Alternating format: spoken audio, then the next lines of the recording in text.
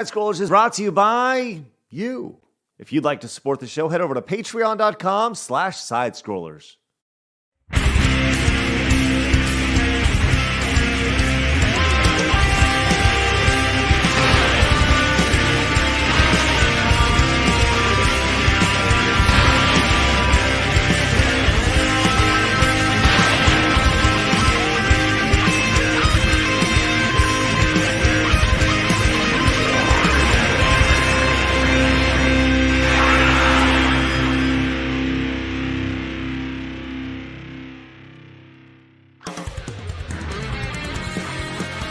It's time for Side Scrollers on YouTube.com with me, Stuttering Craig. I like movies that have sand in them.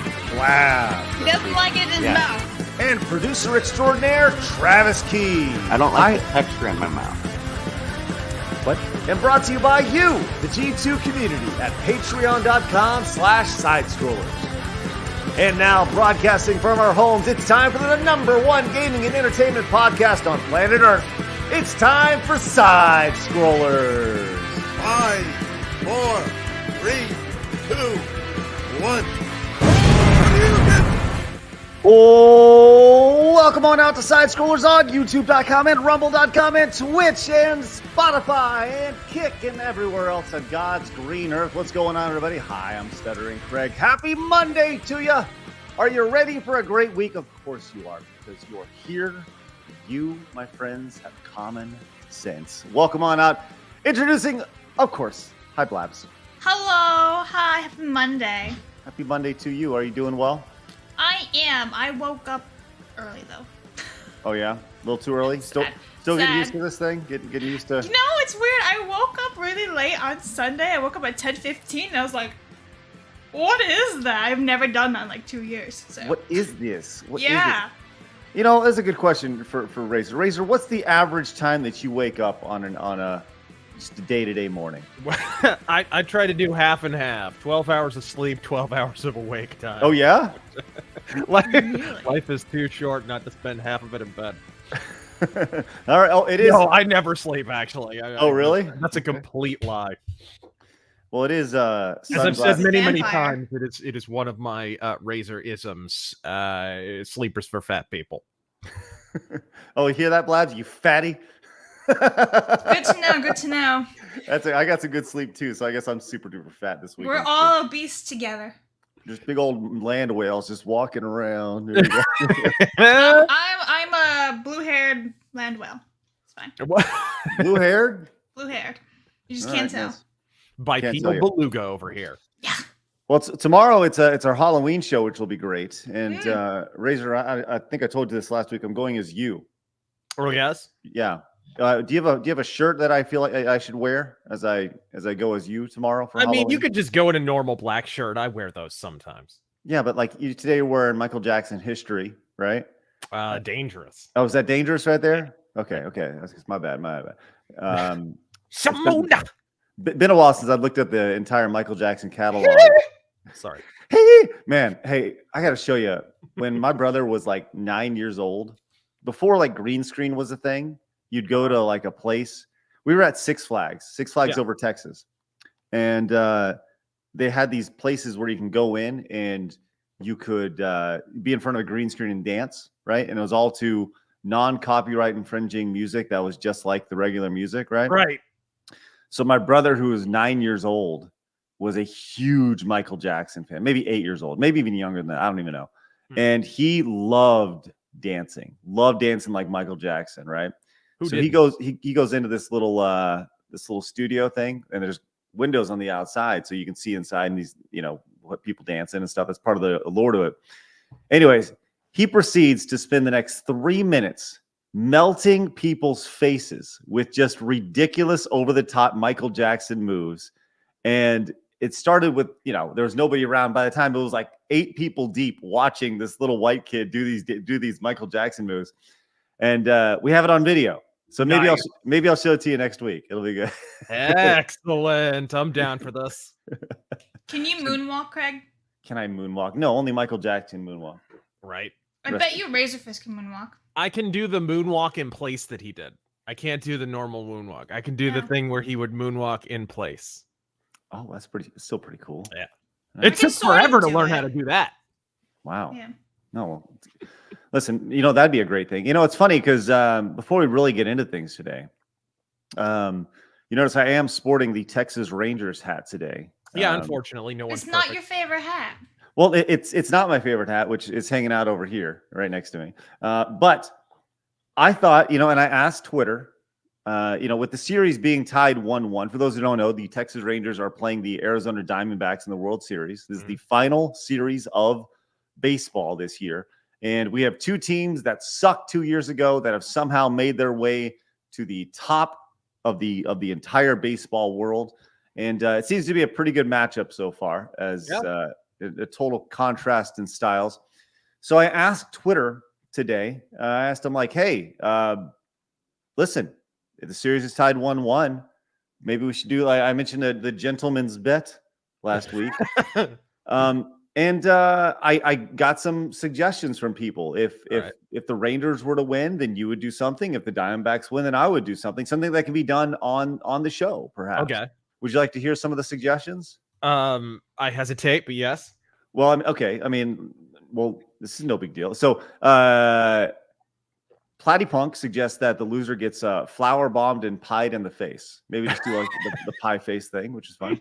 All right. Big Dirty Al suggests that the loser wears the winning team's jersey for a podcast. That's certainly doable. Yeah. Although I hate wearing jerseys.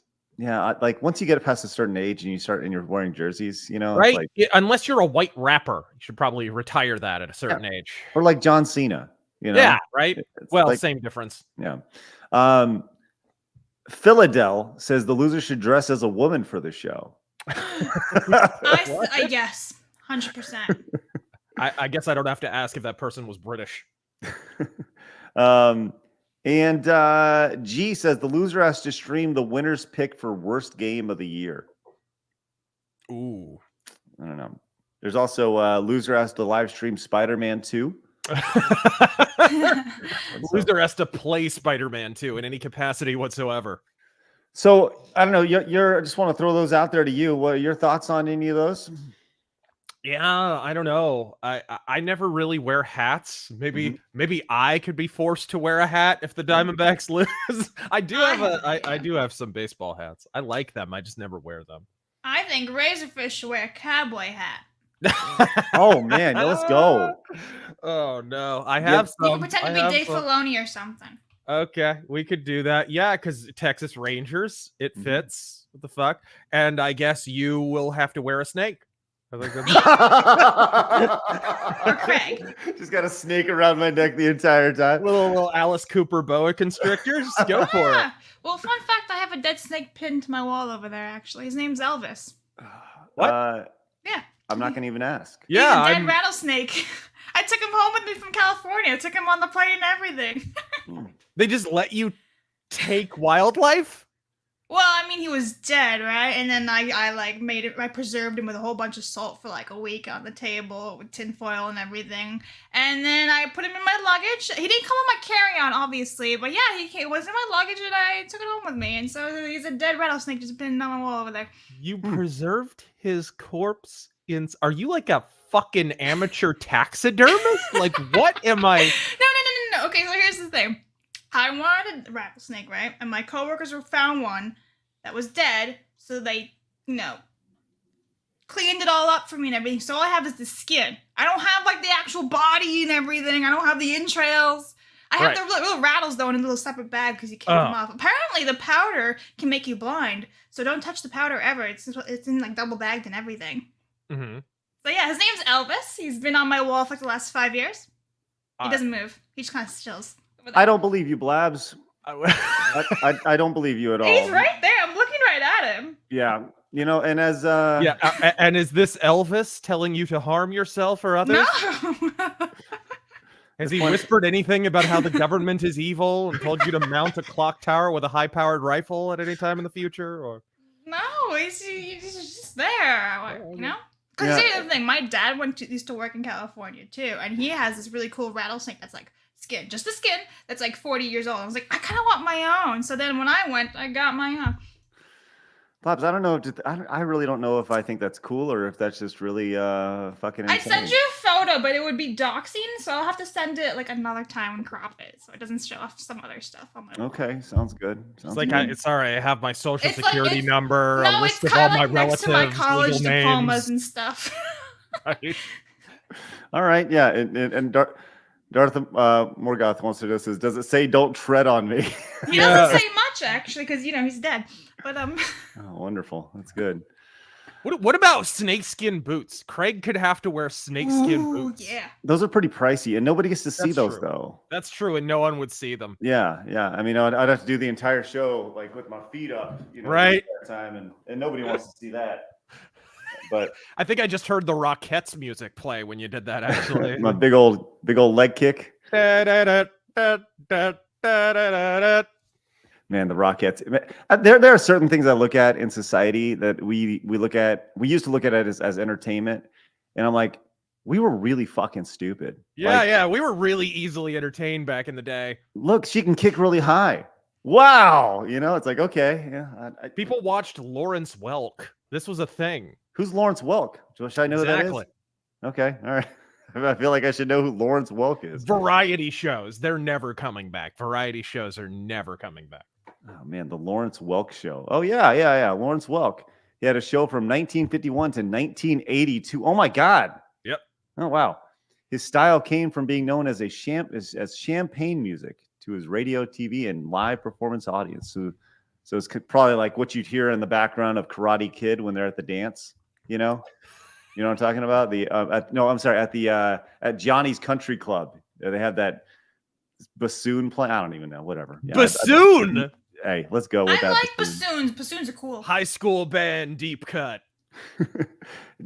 You know about the bassoon, Razor? Oh yes, I know all about and the oboe. I know all about the oboe. Double reed instruments. Wow. Yes. Wow, There are dropping certain knowledge today. instruments you never hear outside of high school band. But they're Right. so cool. The oboe and the bassoon. Top tier, bro. Like I've never seen Slipknot talk about their wicked timpani solos, right? Like that doesn't happen. I'll tell you, there was one I was watching. I don't go to church very often, but we're making a better effort to go to church. So I was at church this weekend, and they, it's like one of those churches that has like pretty contemporary music where they're doing like the rock band stuff on stage, Right. And they had an instrument that was.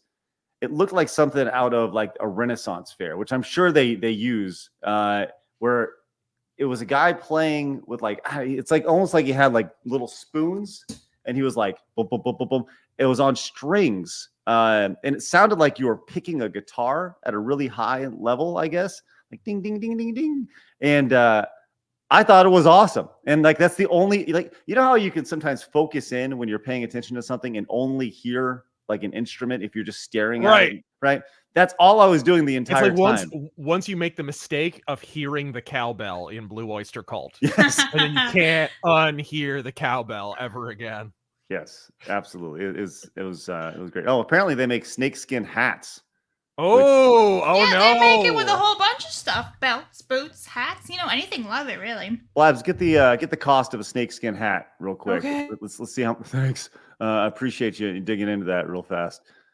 Real quick, a few super chats before we get started. You know what? Before we get to those, I want to let everybody know we are live over on rumble.com at rumble.com/sidescrollers. Make sure you guys join us over there if you guys like the free speech side of things, as we do. We also have a Twitter account at SidescrollerPod. You can follow us where you can find clips of the show. We post over there. We have an Instagram, don't we, Blabs? We do. I'm looking up snakeskin. It's about $100 plus. It depends on the quality. $100 for a snakeskin hat. Oh, let's get Plus. faux snakeskin. Fake skin. Faux snakeskin. All right. Let's Well, I'll do tell you what. If anybody would like to support getting the snakeskin hat, today is a great day to do so, because we'll see what happens. We'll see what happens, and maybe we'll get Razor a sweet cowboy hat. Oh, look, Walmart I've has got it. several cowboy hats, so I could do that. I'll just Okay. pick the most Listen, a ridiculous looking one. faux snakeskin hat at Walmart is $24.95. I can do that. Let's go. I've like the cowboy hat from Garth Brooks and the Thunder Rolls. We'll do that one. Yeah, Garth Brooks, let's go. What a stud. I got friends in low Not Chris places. Gaines, though. No, not Chris Gaines. Not alternative rock Garth Brooks. No. Yeah, with the bad emo wig. That was awesome. What a time to be alive, huh? Hey, if you guys are new, make sure you guys hit the subscribe button. We just passed 51,600 subscribers. Let's see if we can get that to 52,000. Huh? Let's go. Hit that subscribe button. We greatly appreciate it. Our goal is 50,000 by the end of the year. Let's make it 60,000 by the end of the year. Why not? Because we're there. Hit the thumbs up button if you're new to the channel as well. If you're tuning in, our goal is always 300 every single episode, and our goal is always 20 memberships. Today I'll be playing Mega Man 6 over on the Side Scrollers Plays channel. Razor, did you ever play Mega Man 6? I did. When I finally got the Mega Man X collection, I went through all of those. What'd you think? And I just remember 4, 5, and 6 being like too easy. Too easy. I thought some of the early ones were maybe a little too hard in places. Just in places. I think Mega Man 2's difficulty is kind of exaggerated by people. Mega Man 1 is a bitch, though. Yeah, Mega Man 1's still a bitch. True. But the 4, 5, and 6, I thought they went too far. It was too easy. Well, 6 is interesting because they added a couple power-ups to it. You put on this like vest and you're punching and stuff. You got a jetpack as well, and there's alternating paths. So we're doing that today, Mega Man 6 today, and before we move on to Mega Man 7, and then we should be able to wrap up the Mega Man Funathon, which will be good. So very cool. Yeah, it's good stuff. Orthodox Monks came in. Oh, here we go. You want to read this off, Labs? This is our movie quote of the day. Okay, it's 106 miles to Chicago. We got a tank full of gas, half a pack of cigarettes. It's dark, and we're wearing sunglasses. Hit it. Let's go. Yeah, the Blues Brothers. That's such an interesting. Starting off as a Saturday Night Live characters, and then scaling into movies. And I feel like, I don't know. I feel like at a certain point, if you're not a certain age, you just don't care about them, right? Yeah, some people don't get it. There's a local burger place. By the way, if you're ever in Phoenix, go here. They're delicious. It's like a hole-in-the-wall malt shop, like an old 50s malt shop kind of place, but their burgers are amazing. It's called Lenny's. And they have the back of the place is all like an old school 50s ice cream parlor / burger place, right? And they have Blues Brothers all over. They have giant Blues Brothers statues. It was a whole phenomenon at one time, right? Yes. But now you never hear about them. Those who love them, and those who don't have no idea what you're talking about. Exactly. Yeah. No, absolutely. It's like mentioning what are those called? Tamagotchis. Right. Yeah. Yeah. I love Tamagotchis. Of course you did, Vlad. You know they make them for Harry Potter now. I kind of want to get one just to keep it alive. You're going to be doing your IRL Tamagotchi Harry Potter stream. Do you want me to? I'll do it. Absolutely not. Extra Zero came in and says, question for Razor Fist. Are you at all worried that Lena Dunham will become a Cenobite, and steal your name? I think that would be razor fat in her case, actually. I think. Fuck. Nizonic says, happy Monday. I went to the Sonic Symphony on Saturday, and it was such an amazing show. Everyone sang, live, and learn at the end. That's awesome. Glad you had a good time with Sonic, that. so what is that, like a live symphonic performance of Sonic music? I'm guessing. I would That imagine. sounds like fun. Yeah, it's kind of like... Speaking of Michael Jackson, I was one of the people, I got him to confirm, or I got his cousin to confirm before anyone now reports it. It was rumored for a long time, but I got his cousin, or his nephew rather, Taj Jackson, to confirm that yes, Michael Jackson did do the soundtrack to Sonic 3 and wasn't credited for it and whatever. That was a long time before everybody came out of the woodwork and, hey guys, did you know gaming? Blah, blah, blah. Michael Jackson, Sonic. Now I broke that news, bitch. Hey, let it be known, Razor is a hardcore journalist. Right? Breaking news. Yeah. And Miku came in and says, thanks for coming on so much, Sticks. I can tell you are a true G1. I am still also asking for Mario Kart After Dark. Well, like I said, we got some things coming, and Mario Kart would be really, really fun, Miku, and we got some things on the way. Yeah. Tom says, Craig, have some money. Thanks, Tom. Razor, keep up the rants, and Razor Fist Arcade. Blabs, keep being you. Hey, Tom, thanks so much. We appreciate that. That support goes a long way. You keep being a sort of person. That's right. You put snakes on the wall. Why not? His name's Elvis, okay? Are you like a motherfucking snakes off this motherfucking wall? Listen, here's the thing. thing. I'm not afraid of snakes. There's always snakes around my property. I always like grab them and fling them off and go somewhere else. Leave me alone. Like I literally grab them and chuck them away. Spiders, on the other hand, I try to drown them. Black widows, you gotta go. No. Blabs, you strike me. I was just talking about this with someone. You notice how whenever there's a bug in the room, especially with women, any sprayable aerosol substance suddenly becomes bug spray. You don't understand how true this is. I have killed spiders with Armani perfume. It's my mom told me about being a kid, and this is fucked up. Using hairspray to freeze daddy long legs while they're that's kind of evil. No, I just kill them with body horror, alcohol. right? And then you kill them with packaging tape, a lint roller, and if they're up high, you take the lint roll to like a broom or something. You smack this thing with it, and you go and stuck to the lint roll, and then you spray it with perfume. Yeah, I got it all sorted. Wow. Okay. Yeah. I mean, Craig is learning so much today.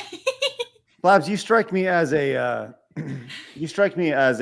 cowboy from 1874 who likes to put his prey on the wall. Yeah, maybe she should be wearing the cowboy hat. Maybe that's a joke. I mean, I used to own lots of cowboy boots, not anymore though. But yeah. Hey, Kindred came in as a. Oh, go ahead. And Craig just owns a lot of assless chaps. Dude, you have no idea. You should walk into my closet. It's just all hanging there. Honey, which one tonight? There you go. Where's my chaps?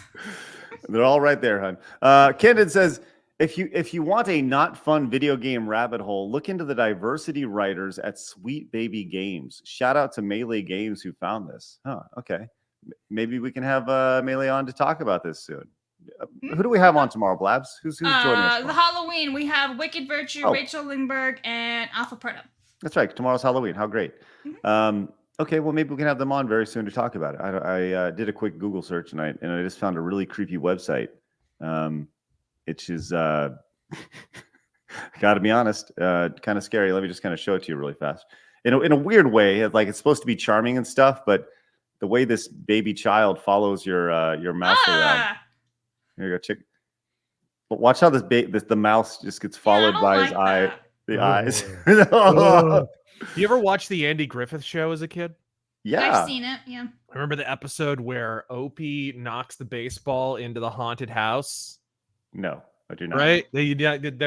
They're playing baseball and he throws the ball into the house and everybody thinks it's haunted. It's like the old Milton place, right? Okay. And they go in but it turns out that there's criminals holed up in there. Ooh, they're like hiding in there and they're pretending that it's haunted or whatever. Anyways, that made me remember the scene where Barney Fife is going in the haunted house because he's got to go get the baseball. Oh, Andy, I gotta get the baseball, right? Yep. And he's walking past the painting, and the eyes of the painting are moving and following. That's what it reminded me of for some reason. Brilliant show, by the way. You should watch Andy Griffith reruns on Amazon because it's better than any of their original programming. Man, the Andy Griffith Show is a quality show. Oh yes. Yeah, for sure. Dude, I have Rumble rants. Yeah, fire away. I got the tisms. Dude, for $1 says, has Razor heard about Sweet Baby Inc? Since he likes games and hates modern writing, he should. Would love to see a Razor rant about them as they deserve to be laughed at. I don't know what that is. Oh, there you go. Vault 95 survivor for $1. Gosh, I do not miss the Lawrence Welk show, but all we had was Channel 3 on the antenna, and he was just on before the British comedies. Right? Yeah, PBS. Absolutely. PBS used to be the Lawrence Welk and British Comedy Channel. Of course, luckily, the British comedies, you had Keeping Up Appearances. My favorite, honestly, one of my favorites. My grandma, residence, the ladies of the house speaking. Yes, my grandma got me hooked on that, and as time goes by. As time goes by, I can't believe you freaking that. I'm actually 80 years old. I'm not. I was gonna say, shouldn't you be crocheting something right now? Craig's like, what is going on? Blabs, at this point, I do know how to crochet. My neighbor taught me when I was a little girl, but I don't remember. Oh my god! Here we go. Apparently, crochet is really in right now. Right? Yeah, it's making its comeback. Blab's gonna be like, talk amongst yourselves. Hey, Extra Zero. Talk to Elvis. Extra Zero came in and says, loser dresses like Biche from Review Shrek USA. Oh, that'd be funny. You mean, Yeesh. yeah. Okay, where do we find a fat suit? That fucking Lord. Poor Rich. Womp womp. Eric the Red says Razor should have to do half of the punishments since his team has half of the payroll of the Rangers. Oh, I see what's going on. That's true. We're a welfare team. Yeah. It's fucking great. Like the the thing I really like about the Diamondbacks is that they play small ball. Like they turn a single into a double into a triple. And I think that's really, it's like kind of like the movie Moneyball, with Billy Beans. Like we can't pay anybody, so we're gonna stretch it out, which I think is cool. Diamondbacks, when they won the World Series, it was that way too. Everybody talks about Luis Gonzalez being a great hitter or whatever, but like, look at how they won the World Series. He hit that little blooper over, he hit Mariano Rivera, just barely got it into the infield. Boom, Diamondbacks win, right? That's how they played all year. That's always been. Whenever they go to the World Series, that's always how they're playing. They're not a big home run team. I'll say this about the Diamondbacks winning that World Series. They're the team nobody wanted to win the World Series because it was like right after 9/11 and the Yankees and all that stuff. And when they won, it was like, oh, fuck those guys. Hey, yes. Arizona hates America. Fuck. Which, of course, we do. Yeah, of course, naturally. King Cracker came in with the 10, says, hello, all. Why is it we have a new Halo Infinite with a new update and a new COD soon, yet I could care less about them and enjoy playing new Mario and Kirby games, the state of modern gaming. King Cracker, I think you're onto something. Yeah. We went through life with Brian says inclement weather will not be a factor in this World Series. This is true. Do the Rangers have a retractable roof stadium? They do. Oh, okay. Yes. Cool. I know for a long time they were stuck with that really old ballpark. So they had a ballpark for 30 years, which was beautiful. It was a beautiful ballpark, and it's still up. And it had a lot of homages to like some classic ballparks, and it's changed a lot over the years, and it's still up. Now they play like minor league football and soccer in it and stuff, but it's still very much a baseball stadium. But what is it called? The ballpark at Arlington? Yeah, yeah. I when they made this new ballpark. The new ballpark, by the way, feels like a giant warehouse that just happens to have baseball played in it. Yeah, there's a lot of that. Yeah. Whereas the old ballpark felt like a ballpark. It was great. Yeah. Killjoy says, "Hey Razor, you ever thought about doing a metal mythos on the band Homa?" Horna? Yeah, I've thought about it. Yeah, it's a Finnish band. Yeah, sorry, the sunglasses are throwing him off. Yep, Horna or Homa. Yeah, I've thought about it. They're a good band.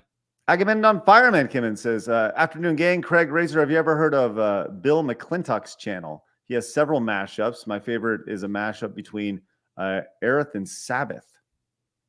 Or Aretha. Aretha. Oh, is he like the guy who did Rick James and Judas Priest or something? Like, yeah. I think I have seen that actually. Or Iron Maiden and Michael Jackson. That was a good one.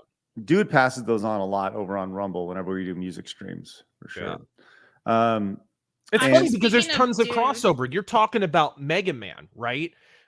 One video I've wanted to make since 2009 that I still haven't gotten around to is I wanted to do the definitive video on here's how important heavy metal was to the development of video games.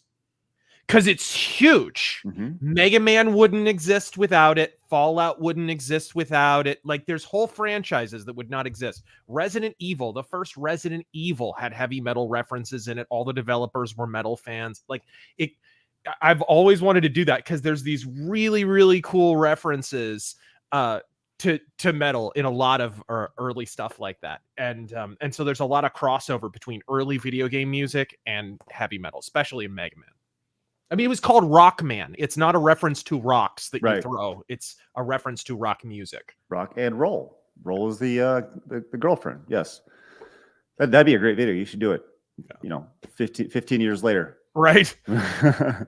Nathan came in and says, last week I lost 90% of my bank account to a scammer. Oh my gosh. Okay. Well, sorry, Nathan. Sorry about that, man. And it's a bummer to hear. And if that's the case, you probably shouldn't be super chatting. Just gonna throw it out there. Like, sorry to happen. It's tough. Lance Corporal Hawk Hawk says, in high school, early 2010s, there was a day where the principal and one of the teachers dressed up as the Blues Brothers to celebrate us doing good academically in the state. All right. And I'm sure y'all looked at them like, what the hell are you doing? Why are you dressing?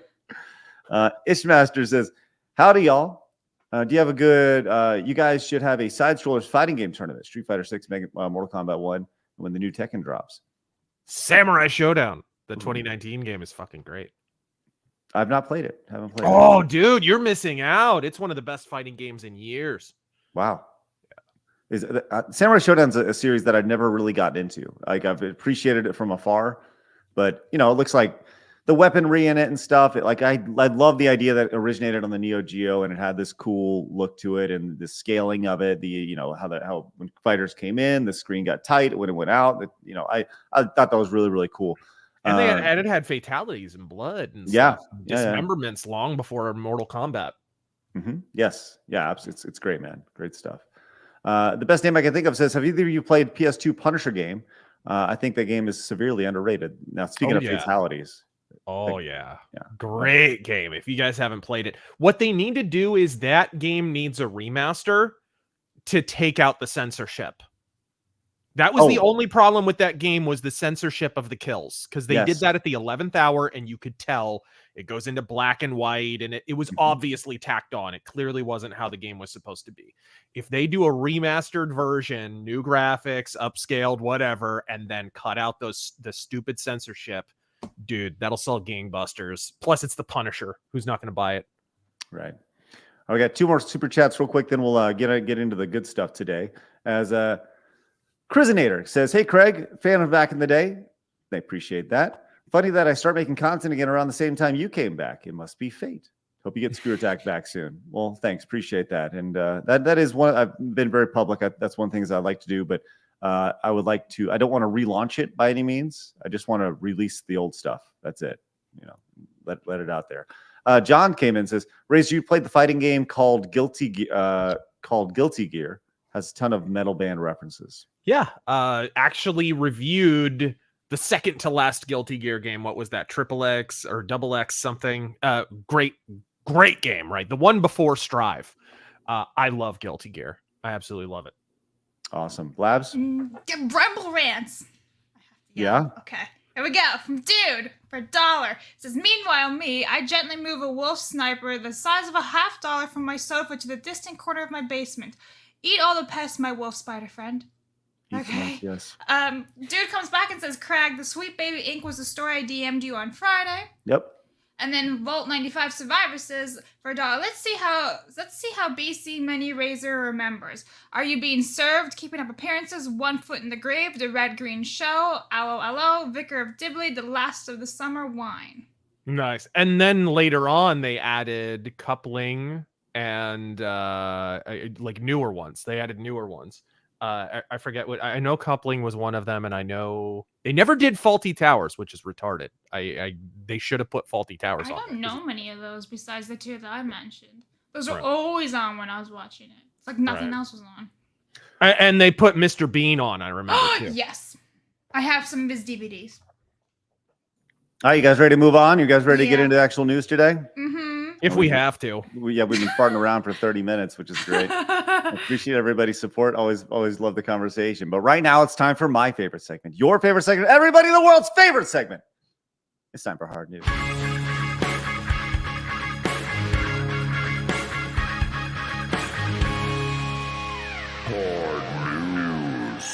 Thank you, Adam. Thank you, Paul. Wonderful rendition of the Hard News theme. Here we are, ready to go as breaking news over the weekend, Razor.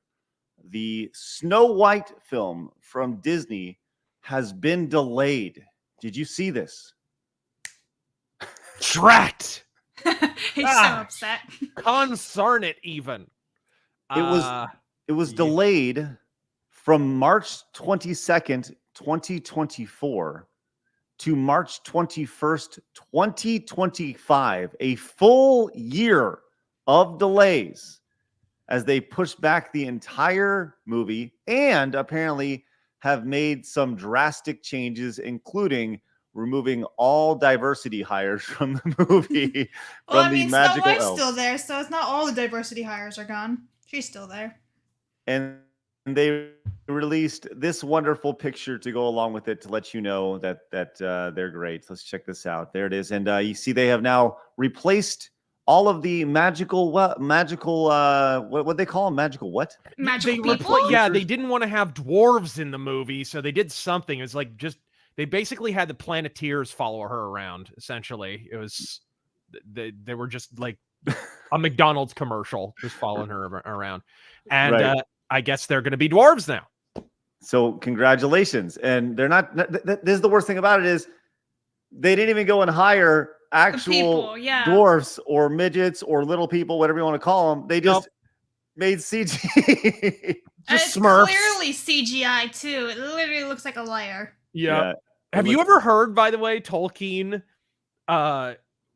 him and like C.S. Lewis or something went and saw Snow White, the original, because it came out, before or whatever, before he even published The Hobbit. And he was so pissed about how the dwarves were portrayed that it had a lot to do with actually, this was after The Hobbit came out and before Lord of the Rings.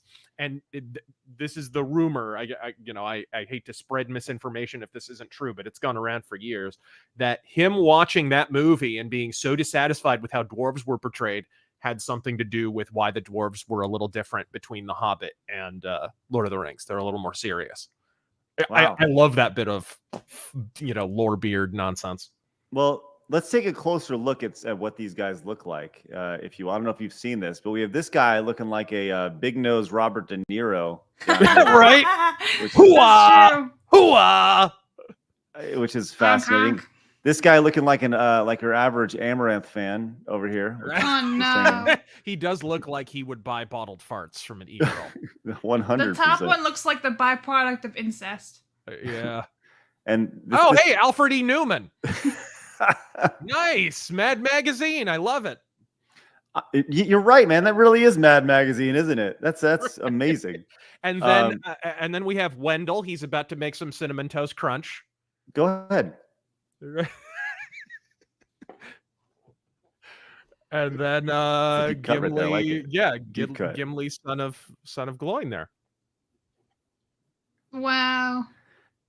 Now I think this is the first time we have seen her in the dress. Oh, by the way, here's this why guy does this here. Well, look besides AI. like production stills, but not actually a released photo. Well, it can't be a It doesn't production look still. that great. Like, like just like a photo of her. Somebody got a photo of her walking from a trailer in her outfit and all that. It looked Right. pretty terrible. Well, this It is looks the like first time AI. we've seen her. Well, it's funny you say that because I'm pretty sure I can bust out AI right now. And should I create an AI generated Snow White and the Seven Dwarfs? Yeah, can you make me Snow White and you two have to be one of the dwarfs? Oh no. Nope, I can't. I can't in real time, but I'm sure the Legion of Memers can do that if they're tuning in for sure. But I think but if the memers did it, there'd be like a Brazzers logo in the bottom corner, and she'd be on a couch or something. It'd be awful. Yeah, can you just imagine this image right here? It's really all you need. Right? I actually kind of feel like there should be a black.com logo there. But... Amazing. But the fact that they're delaying this literally an entire year, there are movies that are created in a year with a shorter timeline than this.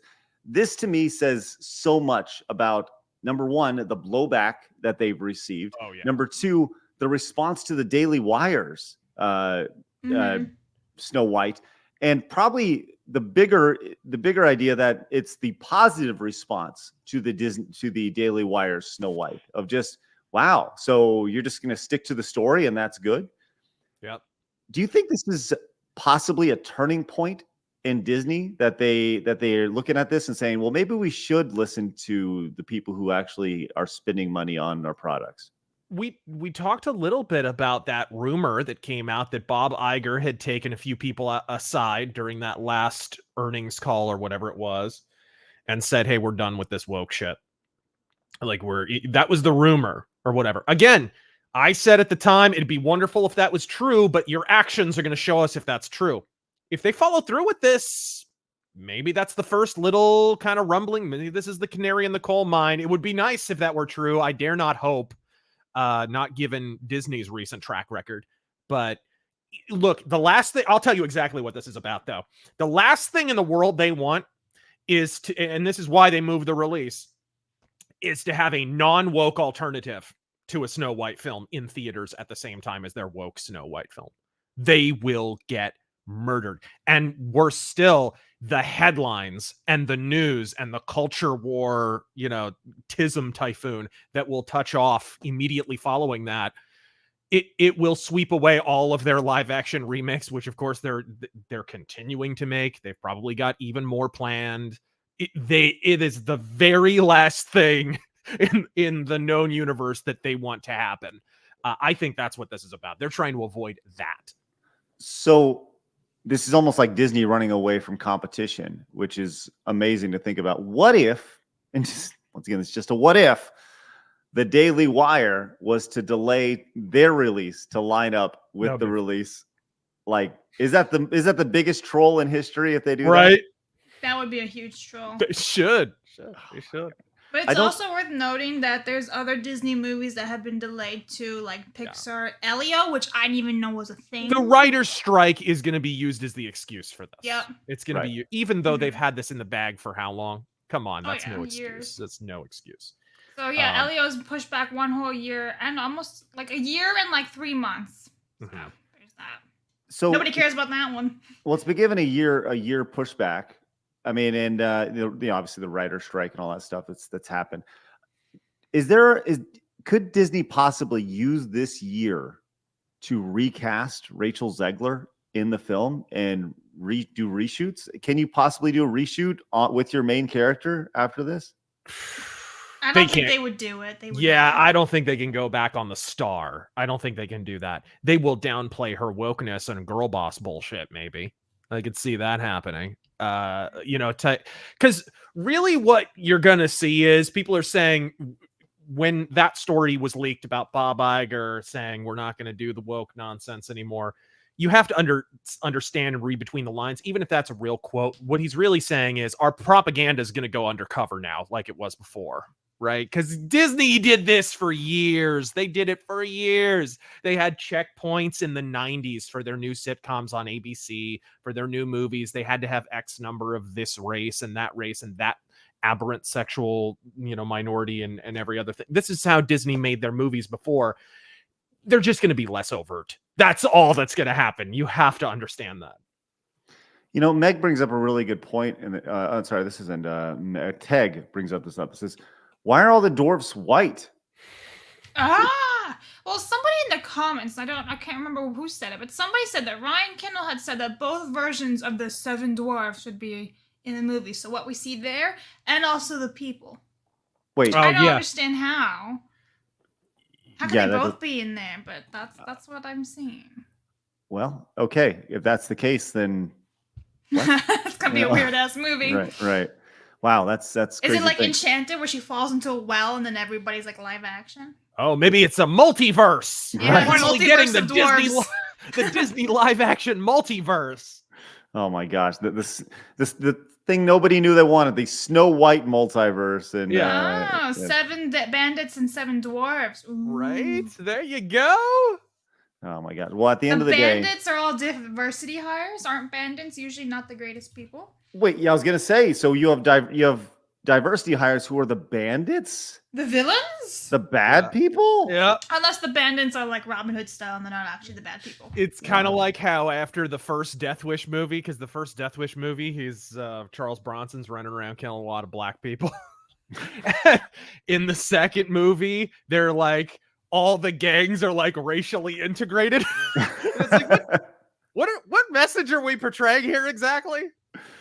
Oh wait, you made the movies is totally right. It's weird because there's an actual dwarf in the 7 bandits, and then the 7 dwarfs are all CGI. That's right. How does that work? Man, so many questions intrigued. here. Hey, but at the end of the day, Rachel Zegler said it best. Hey, it's Hollywood, baby. It's Hollywood, baby. It's Hollywood, baby. You never know. Maybe somebody could get cut at any time. Maybe she'll get cut. Doubtful. Man. Wow. so much of this doesn't make any sense at all, which makes the most sense when you think about Disney. Yeah, especially Disney live action remakes. Who's asking for these? Like they tried Nobody. this, and did everybody forget that they tried this in the 90s with the live action remakes? Did everybody No. forget the live action Jungle Book and the live action Pinocchio and the Jonathan Taylor Thomas Pinocchio? 101 Everybody forgot this? Dalmatians. Oh yeah, These movies were considered turds, and you went back to the well and tried it again? The fuck? Wow. Miku came in with talking about rock and roll. Says only in Mega Man Legends. They're not related, Craig. You talking about rock and roll, roll over in rock? Yeah. Okay, I hear you. But yeah, I thought they were like boyfriend girlfriend or something. I don't know. Tony the Killer Bee says, "Hey Razor, I know you are a big proponent of physical media. What's your opinions on vinyl and vinyl collecting?" I have a lot of vinyl. I prefer CD because it's a little more portable. I can take it in the car, whatever. But I have a lot of vinyl. I like vinyl. I have a vinyl record player. The only downside, really, like I love the big artwork, whatever. And sometimes you get extra stuff on it. I love the sound of it, but yeah, I prefer my media a little more portable. I love the idea of getting in your car and like putting a record down in the back. Like, they had those, dude. Yeah, that's so great. They had in like the 70s or 80s or something, and some people still have them. I'm sure hipsters have them unironically or something.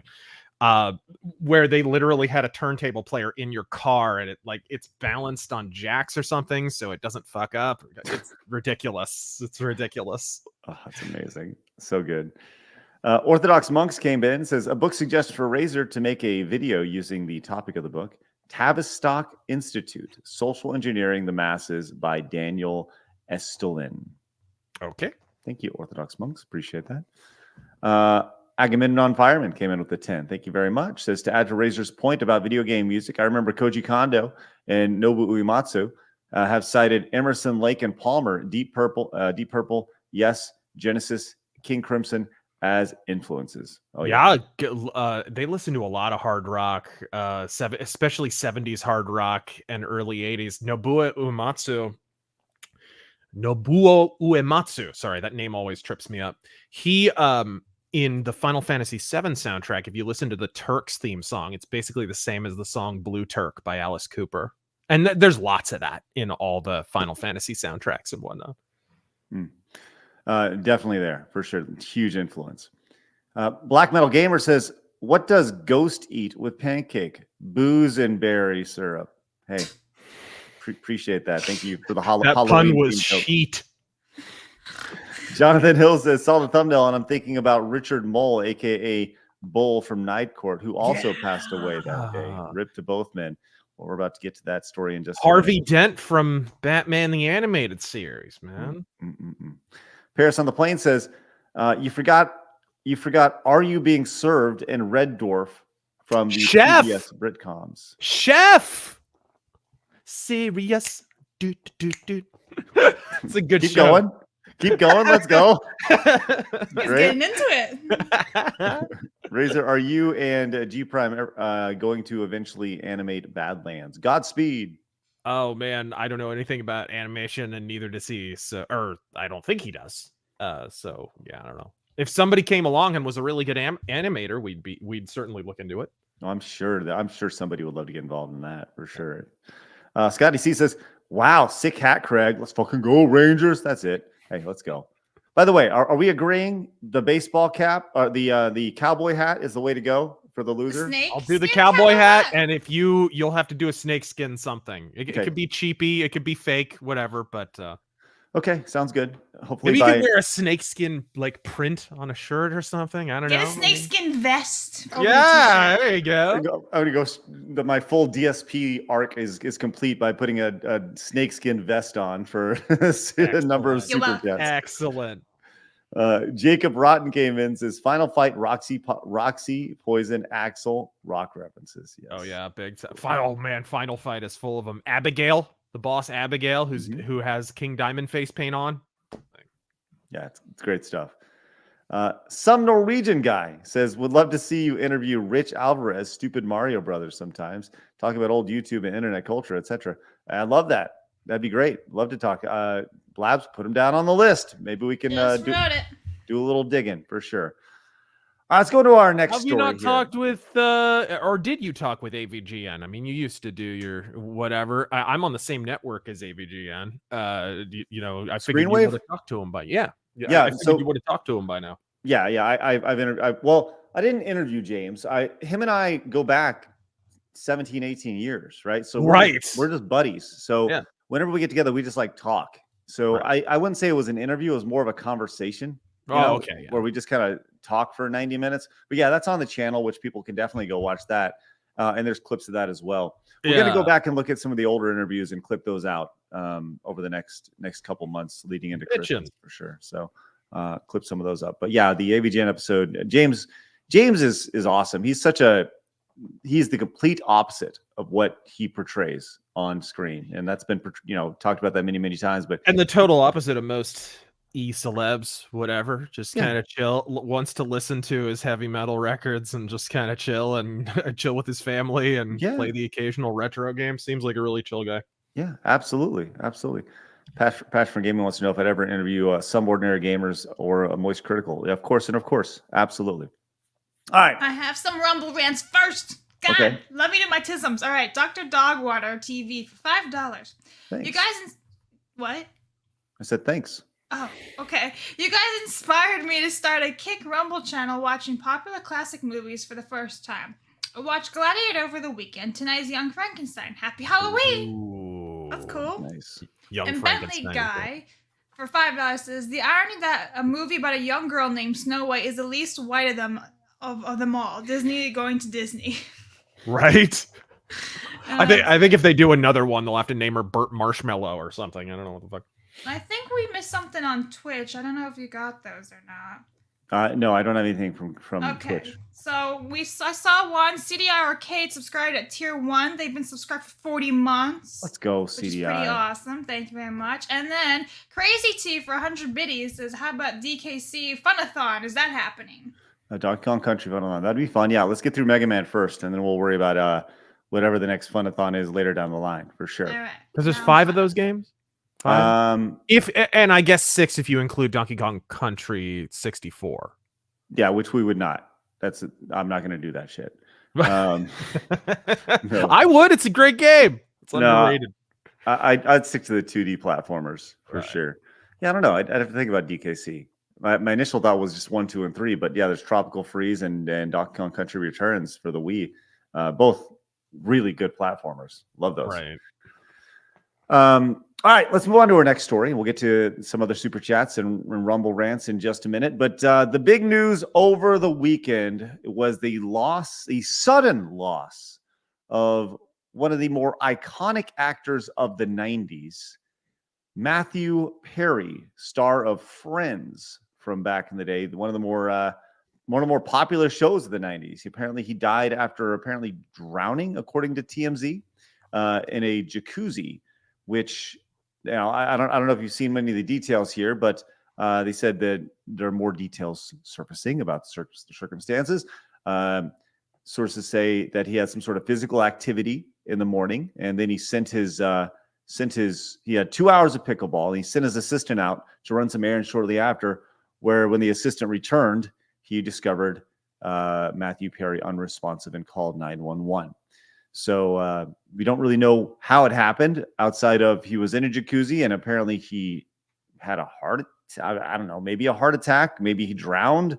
It says drowning, but I don't know how you drown in a jacuzzi. There's a lot of questions that are passed here. Out something. Yeah. I when I heard it immediately, I thought drinking mishap, maybe Drugs, something like that. Yeah. Maybe alcohol. I know he had hardcore drinking and substance abuse problems back in the day. I don't know if he still had them, but well, it's been said that there were no drugs at the residence, or at least at the scene of the crime.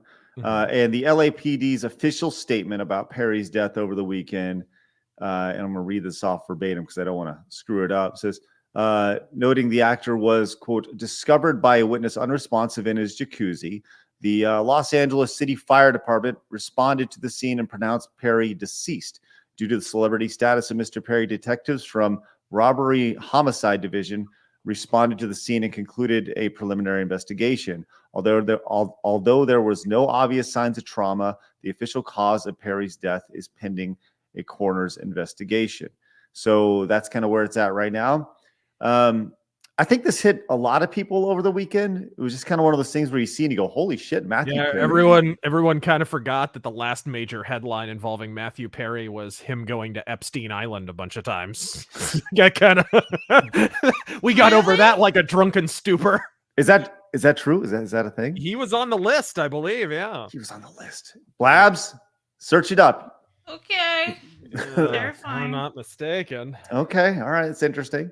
But he obviously is known for his role as Chandler on Friends, and he was in several other movies. And my wife was a huge Friends fan back in the day. And for me, I kind of caught into it at like much later after it was done, but I've watched a lot just because it was on Netflix for a while, and now I don't even know where it's on, but it's always on TV some way, shape, or form. So it's still making ridiculous money, and it still has a cultural impact.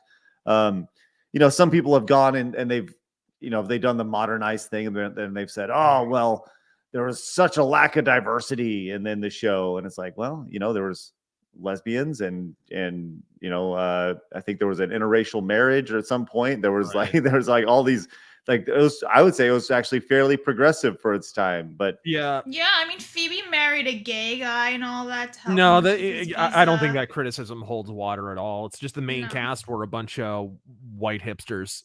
That's what the show was about, though. That was the premise. You know what I mean? Like, that's ridiculous. I can't find him on the list, I'll be honest. Okay. All I see is that he went to school with Trudeau when he was younger because he's Canadian. Yeah, I mean, that's one of those things when you Google it, it's not easy. You don't exactly get a full list. But yeah, I do seem to remember his name being on there along with like Bill Gates and Matt Groening of The Simpsons and so forth. Right. Rich points out, it says, Perry's last Facebook post shows him in his giant hot tub with headphones on saying how relaxing it is. Could have just fallen asleep. Right, but could have just died in his sleep, but he's 54. But he did have all that drug abuse. He definitely wasn't healthy. Yeah. I don't know how you fall asleep and then we're not talking about a pool. We're talking about a hot tub where your feet are on the ground. Yeah. Right? Like, how do you fall asleep and then just drown? Well, they said a parent drowning. What if he didn't actually drown? He just died in the jacuzzi. I don't know. These are all questions that we don't know. And I think, obviously you have some people saying, there's always going to be the conspiracy folks online. There's always going to be the people who know exactly what happened, even though they never met the guy, Right. But it was, I got it. It was Professor Plum with the rope in the conservatory. That's what it was. Oh, there you go. There you go. Yeah, I think we nailed it right there. Yes. We nailed it. Blabs, this hits you pretty hard though, right? Yeah, well, I mean, it's not like, oh my God, I'm crying over it. I was probably more upset about Carrie Fisher dying. But when I was a kid, every summer I'd go to my library and rent the Friends box set along with Everybody Loves Raymond. Those were two shows I watched all the time as a kid. So I'm just like, nah, that's my childhood right there. So every summer I'd get a bunch of DVDs instead of reading books. But had a good time. And Chandler was always my favorite character. He was always my favorite. I loved him from when I was a kid on. So I'm like, he was the best one. He made everybody laugh the most. So yeah, he was kind of the Kramer of the show, right? He was he was the one who most people thought was the funniest. Mm-hmm. Right. He definitely the comedic, and that was one of the bits on the show was you never knew what his job was. They go, well, what does Chandler do? And nobody had really any idea. Transponder. He's a transponder. Yeah. What? That's what the show. That was what they were saying in the show. It was a quiz on the show. What is Chandler's job? And the girls are like, oh, he's a transponder. And they're like, what is that? That's not even a word. So yeah. And then they had to swap apartments. And for gamers, for all the side scrollers fans out there who are more into the gaming, he of course was immortalized in Fallout New Vegas as the guy who shoots you at the beginning. Truth is, the game was rigged from the start. That was Matthew Perry. Oh, really? So, yeah, wow. In gaming, had a very, very prominent role in a very, very prominent RPG that people still play to this day. Wow, that's interesting. Did you know that he didn't even remember filming 3 years of Friends because of so much drug abuse? Well, it makes sense. He's He said that you could tell what he was hooked on based off of his physical appearance in the show. Yeah, he'd be really skinny and then really large. Yeah, he'd get bloated depending on what he was hooked on. It was alcohol. He was really bloated. If he was on, whatever drugs, he was super skinny. Yeah, absolutely. Pretty interesting stuff. By the way, Rich says that the hot tub was pool sized. Well, if that's the case, like, don't call it a hot tub, call it a pool, right? And You've got, at that point, you have a heated pool. That's what right. Right. What the fuck? That's crazy. Perry's family said in a statement to People, I'm going to read this off, says, "We are heartbroken by the tragic loss of our beloved son and brother. Matthew brought so much joy to the world, both as an actor and a friend. You all meant so much to him, and we appreciate the tremendous outpouring of love." Well, I mean, that's a natural statement to make, and it's short, concise, and probably written by a publicist. But yeah, obviously just tough to see. What is the celebrity death that hits you the hardest, Razor? Or Lemmy. have you had one? Lemmy for Motorhead, no What did- question. Because it meant Motorhead went away at that point. It wasn't just that Lemmy died and he was an icon in his own right and a pop culture icon and whatever. And he died right around the same time as David Bowie, if I'm not mistaken, like right within like the same year or something like that. But yeah, him, Dio, those would be more so on the music side. But I don't know. In terms of actors, I don't know. Charles Bronson died long before I was paying attention. Robin Williams. It always comes back to Charles Bronson. Yes, Robin Williams, huh? Yeah. Robin Williams, Carrie Fisher. I mean, Robin Michael Williams, Jackson was crazy out of Yeah, nowhere. That was crazy because it felt like I had just been watching his press conference about the comeback tour. I was one of the people who watched it live online and counted down and was ready for it and whatever. And he was about ready to do his big tour. And then it was like, boom, he's dead. Just out of nowhere. That's a question for the chat. You guys let us know in the comments as well. What celebrity hits you the hardest? You know what it was for me? And I'll tell you exactly what it was. Robin Williams was Kangaroo. Kangaroo? What? From Winnie the Pooh? No. But you're on the same wavelength. Art Linkletter. Incorrect. It was Jim Henson. That's the one that hit me the hardest as a kid. I remember I must have been 7 or 8 years old, maybe 9 when he died. And I remember hearing that Jim Henson died on the news and being so struck by Jim Henson dying that being as a kid, I walked outside and we had a trampoline in our backyard. And I walked back in the backyard and I just put my hands behind my head and I laid on the trampoline and I just looked at the sky for probably 20 minutes thinking like, wow, Jim Henson is dead. That's crazy. And that one like really shook me to my core. I was too young to... Oh, I'm sorry, Blabs. Go ahead. I said I had to Google him. I don't know. Jim Henson? Jim Henson? Yeah, go fuck the yourself, Muppets? Blabs. Get out of here. All right. Get out of here. I'm not dealing with that bullshit. Craig deplatforming women. Fucking that's misogyny. Get out of here. Get out. No, you're out. She can put herself back in. I'll take her ass back out. That's ridiculous. I had to Google Jim Henson. You're fired. Oh my God, just ridiculous. Don't laugh. Jim Henson is dead, and the Muppets have never recovered. They've never sounded right. And now we got a fake. Now we got a fake Count Von Count on Sesame Street. Oh, the new Count Von Count is terrible. Don't even understand. Terrible. It's ridiculous. Jim Henson, who is the voice of Kermit the Frog and the creator of the Muppets, Blabs, right? If you go back and you listen to Kermit the Frog back then and you listen to him now, it is a stark difference. There will never, ever, ever be another Jim Henson and Kermit the Frog. Rest in peace, Craig? Matthew Perry. Also, I want to point out, Steve Irwin also hit me hard when I was a kid in 2006. That was yeah. Like the funniest thing is him hunting crocodiles for years, and then he gets killed by a fucking fish. Yeah, a stingray and freaking stabs him in the heart. I was like, ah! You didn't see that one coming. No, it was terrible. I was so upset. I used to watch Steve Irwin stuff all the time as a kid. I even had like the board games and stuff, like Crocodile Hunter and all that. The little crocodile would go like this in the game. Yeah. Anyway, carry on. What a nerd. Shut up. You watched the Muppets at like age 40. Ooh, someone just pointed out a really good one. Andre the Giant. That was huge when we were Oh. kids. That was huge back in the day. Blabs, I'll have you know, literally last night, I watched the Muppets Haunted Mansion with my kids. Literally last night. And you know what I thought the entire time? I'm not old enough for this. I thought to myself, that motherfucker doesn't sound like Jim Henson. That's what I thought. You're a phony, a big fat phony.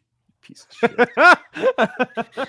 I think Brian Henson does a good Kermit and whatever. Like, I think he did a good Kermit after his dad died because Brian Henson's a really good voice actor.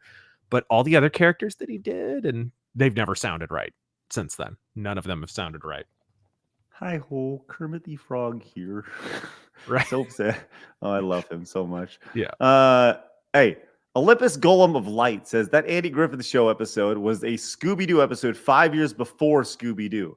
Also, which Final Fantasy game do you think is best, and why is it 5? Hey, thanks so much for the $20 super chat. That's outstanding, and we appreciate that. Favorite Final Fantasy game or Razor? Oh, well, gosh, obviously it's 13. I mean, I think probably I'll be a normie and say 6. I like 6. Okay. I'll say, what is a Final Fantasy? That's what I'll say. No, it's not. Sorry, I lied. Tactics. It's Okay. Tactics. Emperor Creatine came in, by the way. Nice avatar. You can use the avatar, by the way. You can reuse it if you want. From last week. Says JetBlue Airlines ranked first in customer satisfaction amongst North American airlines, unlike 9/11 Airlines, who ranked last. What a terrible name for an airline. Reminds me of that tragedy. That can't be real, right? It's a Norm Macdonald joke. Okay. All right. You know who ranked last? 9/11 Airlines. That's weird. What a weird name for an airline.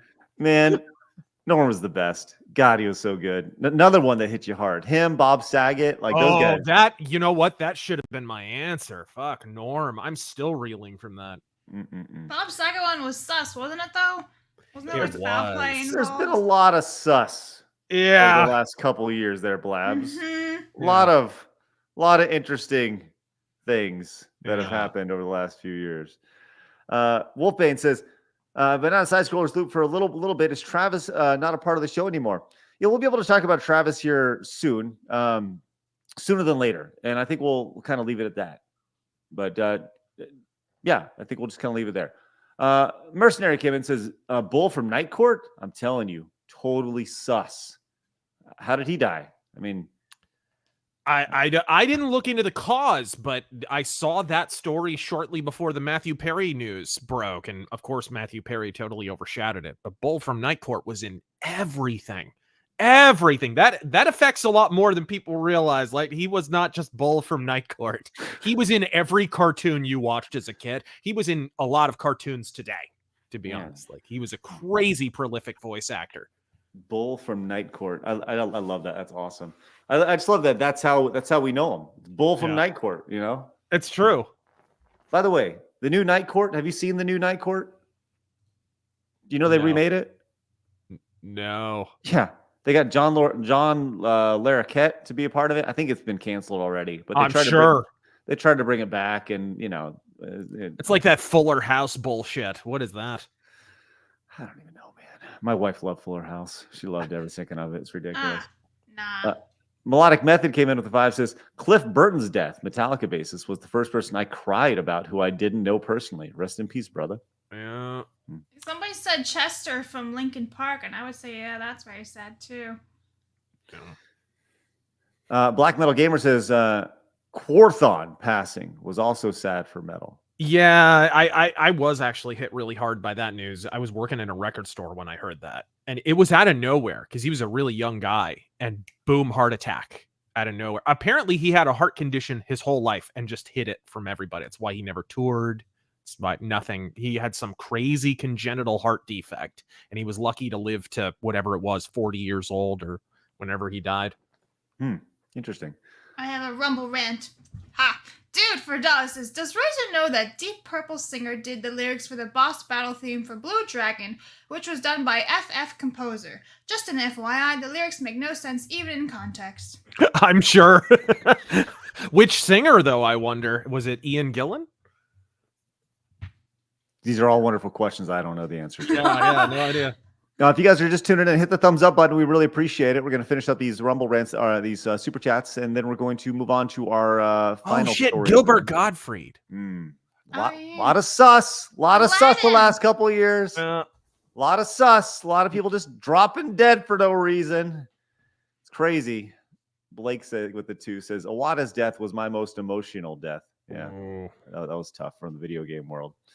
Mercenary says, none of these recent celebs' deaths make sense to me. They all feel suspicious to me. Very suspicious. Nothing to do with a certain jab, if you ask me. Mercenary, I don't even want to talk about that because YouTube's going to come down on us, but you can find us over on Rumble later on. No. Yeah.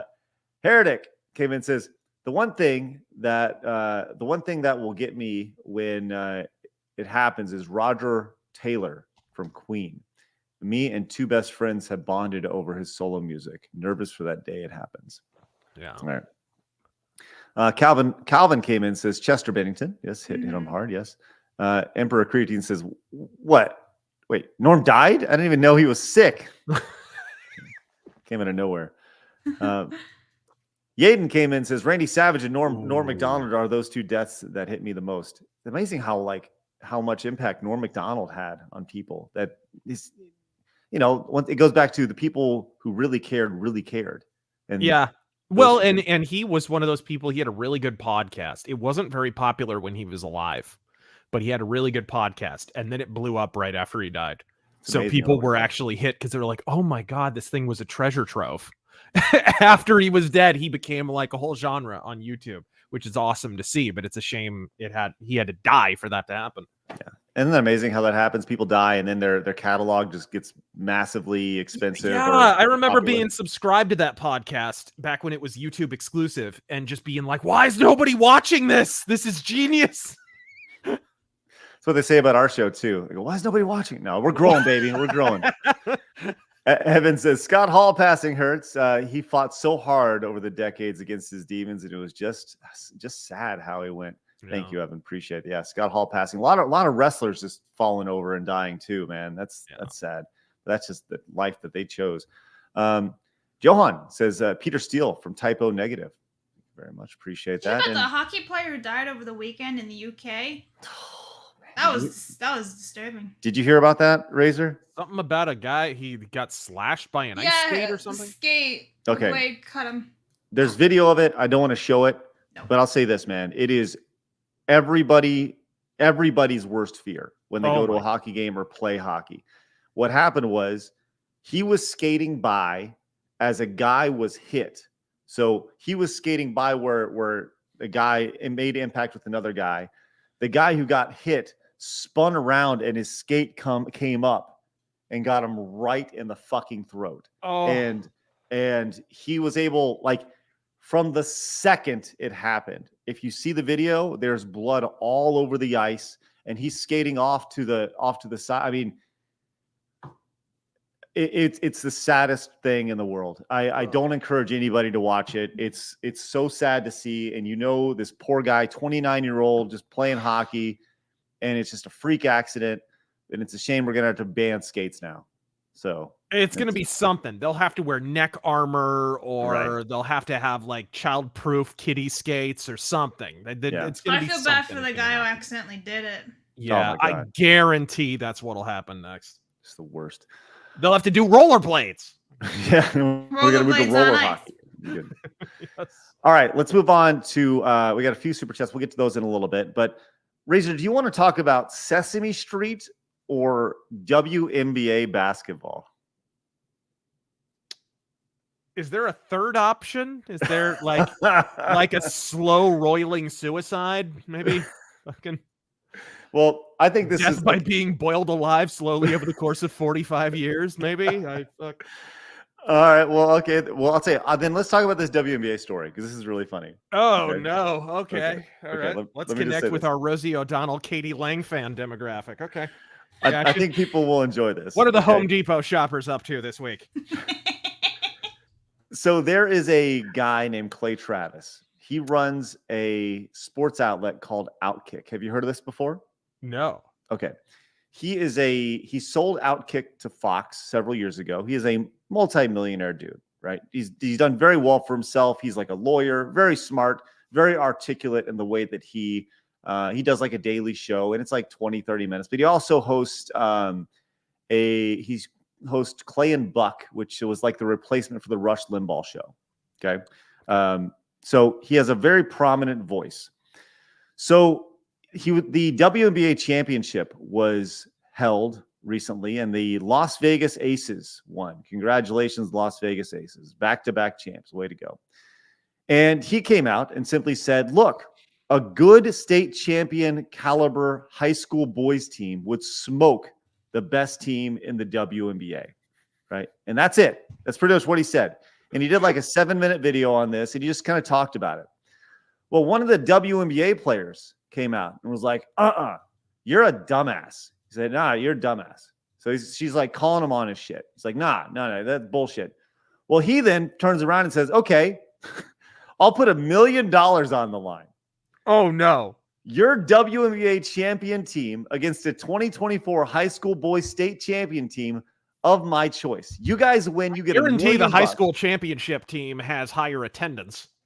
You're probably not wrong. It says, you guys win. You get $1 million of my money. My team wins. You all pay me $1 million, and I give that all to the boys' high school team. You in? All right.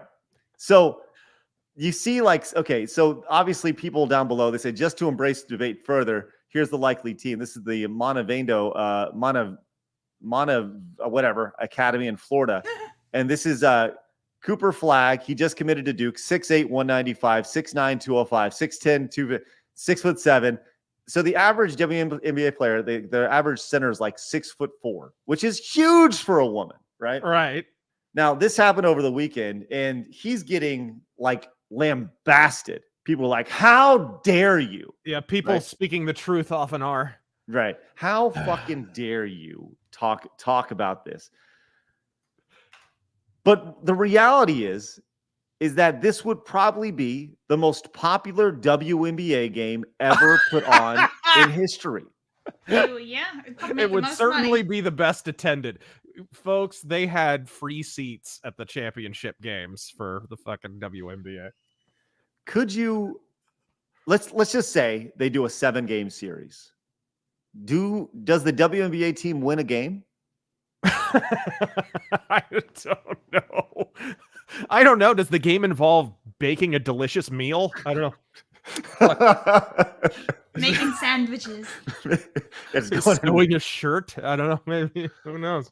Does the WNBA team come within 10 points of beating the boys team? In a game?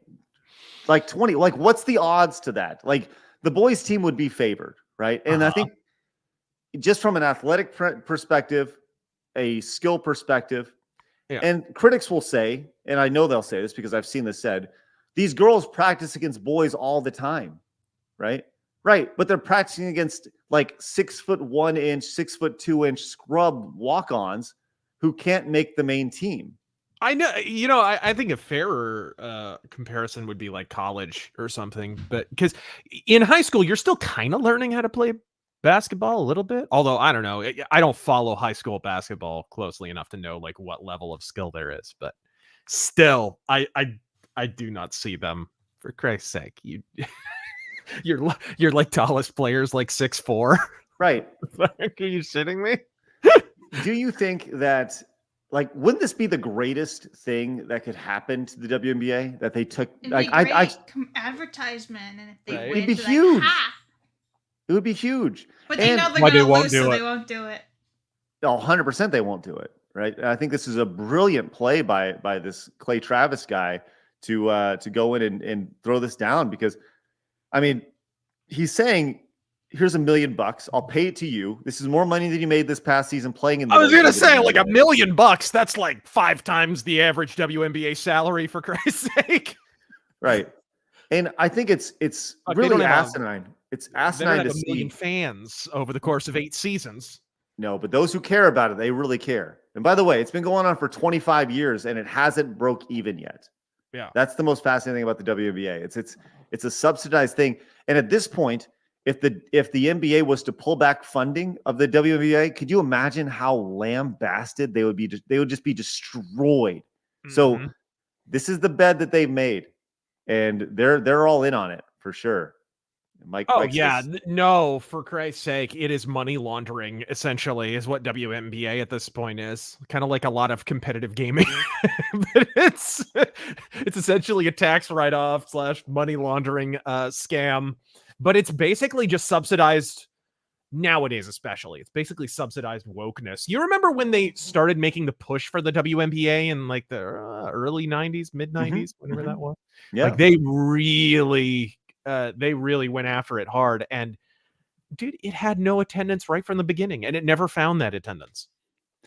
There have been one-offs where they, they'll have 10,000 people at a game or whatever, and there may be like something that's really hyped, or a new player coming in, but it always goes back to next to nothing, right? And right when you see the like, there's a team here in the North Texas area, and they're the Dallas Sparks Wings. They're the Dallas Wings, okay, and they play in like, there are arenas in North Texas. There's like the SMU Moody Coliseum. These are stadiums that fit 10 to 12, 15,000 people in them, but they play at the next level down, right? Which fits like 5 to 6,000 people in it. And they can't even come close to filling that. Like they're trying to move everybody to one side so the TV picks up.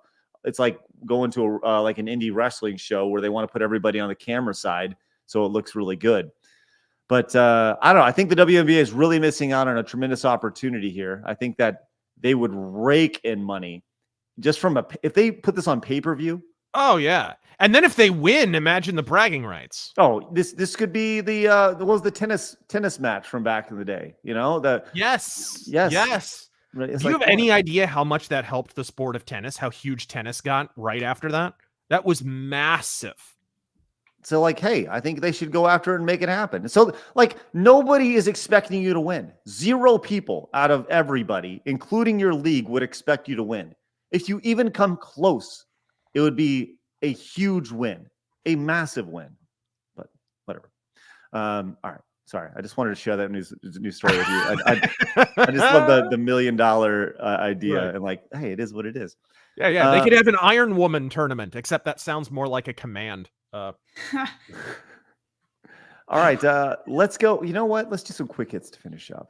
Let's do some quick hits here as we finish up. Let's see, what do we got here? You know what? No, I'll tell you. Let's take a quick second to finish up talking about this Gina Carano thing that happened over the weekend. Oh yeah, we've had. Did you catch this? What happened with her? Just a little bit. She got shit on by somebody and basically clapped back. Right. So, Blaz, I'll tell you. I'll let you lead this story here because this is interesting. Right, so basically what happened was, that the South Park episode came out, right? That was ripping Disney and the other side apart, and everyone thought it was amazing and hysterical, because it was pretty funny. This one YouTuber who apparently has shit on other people in the past, like G and all that, came out and took a giant dump on Gina Carano, and she was basically like, enough is enough. She took the gloves off, and she revealed a lot of interesting stuff. So that's the tweet where she wrote, like, in response to South Park. And then there was a follow-up part after it where she wrote, like, a massive essay. And she had, revealed, this was never revealed before, that Disney wanted her to unfollow YouTubers who were being mean to Kathleen Kennedy, which I think is hysterical. Disney overlords like, you can't follow these people. They're mean to Kathleen. Get rid of them. And she's like, no. And then she basically reinstated how they wanted her to go to re-education on a Zoom call with like 40 other people for beep, bop, boop, and all that. And she basically was backing up the YouTubers saying, hey, their points are valid. Instead of ostracizing them and, making everything political, you went the other route of inclusivity instead of being, bringing everyone together, excluding politics. They were like nitpicking and doubling down on all politics. And she's like, well, now your stocks are down and everyone kind of hates you and you're acting like the Empire in Star Wars trying to squash the rebellion. And so she was basically correlating Disney to the Empire, and I think that's amazing because, you know, she's the next Star Wars actress who just did that. And yeah, she basically just slapped and shit all over Disney saying, hey, you guys are fucking up, and instead of owning it, acknowledging it, and then saying you're sorry for your mistakes, you're doing the complete opposite, and you're not going to have any fans. Disney aren't the Empire. The Empire had competent leadership. What the fuck? That's also true. This is pretty brutal. So, side note, don't say the Force is female and then only allow men to express their political views online. It's like, well, yeah. That's because she's talking about Pedro Pascal, who did a lot of political stuff that was pretty shitty. All right. And he didn't get in trouble for it whatsoever, but Gina Carano says something that's not even considered political at all. She was just saying, hey, love your neighbor. And they're like, you're fired. So that's what that was in talk about, which is crazy. And now Pedro Pascal's doing a homo western, I guess. Yeah, he's like a in the Brokeback Mountain thing. Everything. Yeah, so you know, rules for thee but not for me type of deal when it comes to Disney, where they shit on the female for, you know, saying what she wants to say, but not Pedro. Plenty of riding, but not a lot of horses. And it's pretty brutal. She says they fired and dehumanized people like me who did absolutely nothing wrong, all to virtue signal to people like you, the yes men. But yes men, unfortunately for you and them, don't drive culture. Maybe they're banking on the kids picking up the slack. But one of the best things about this franchise is passing it from generation to generation to share. The competition is too high to throw out something as valuable as that. Why would one generation pass it on when you've disrespected and thrown them away? That's right. Brutal, She's man. shit all over them, and like I said, she came out and said that, hey, Disney wanted me to unfollow these YouTubers just on Twitter just because they thought differently and said something against Kathleen Kennedy. Like, that says something a lot. Like, wow, you can't even follow people with different political opinions and stuff on Twitter. That's sad.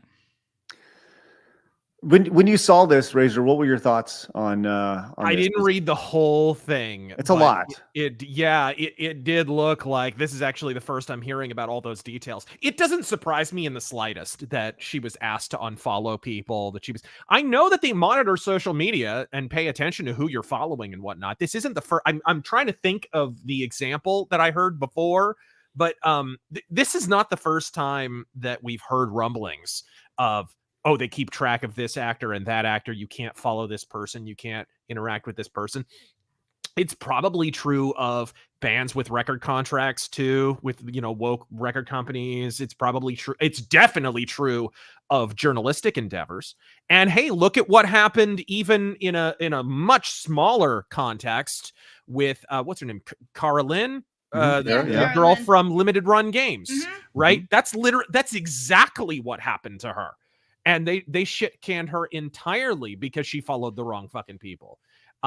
This is how they police your conduct. They don't even give you the opportunity to be a vocal, like, let's say it's conservative that they're afraid of. They don't even give you an opportunity to be a vocal conservative. They cancel you before you can even express a countervailing political thought. That's the idea. They want to keep that, they want to square that circle so airtight that there will be no contrary opinions whatsoever, which is really the goal, right?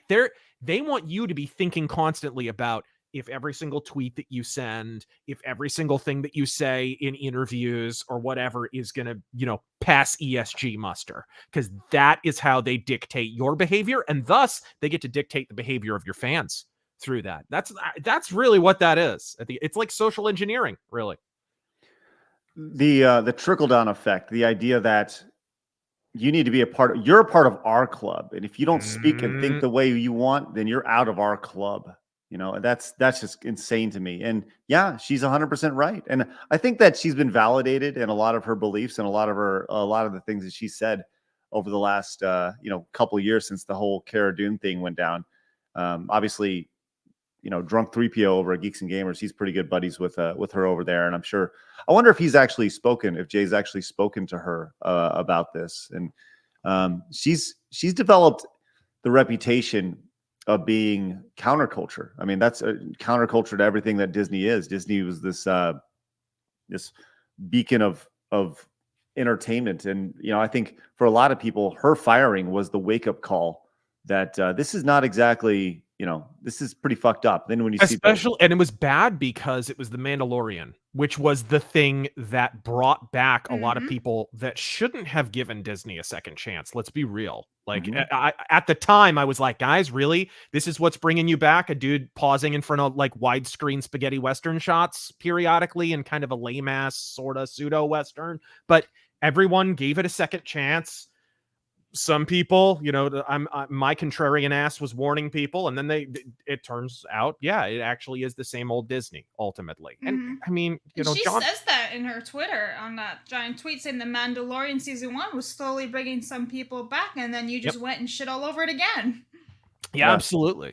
They could have gotten. I mean, they did get momentum back. You remember how fucking hot Mandalorian was when it first came out. It's huge. It's Baby basically Yoda. Exactly what the fanboys wanted. I was watching something over the weekend that really brought me back to the Muppets.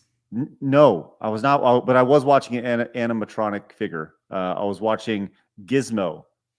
Gizmo from The Gremlins? Gremlins. Yeah, my kids saw it. It used to scare me as a kid. My daughter, who's 9, saw it, and she's like, "Hey, it's like Baby Yoda."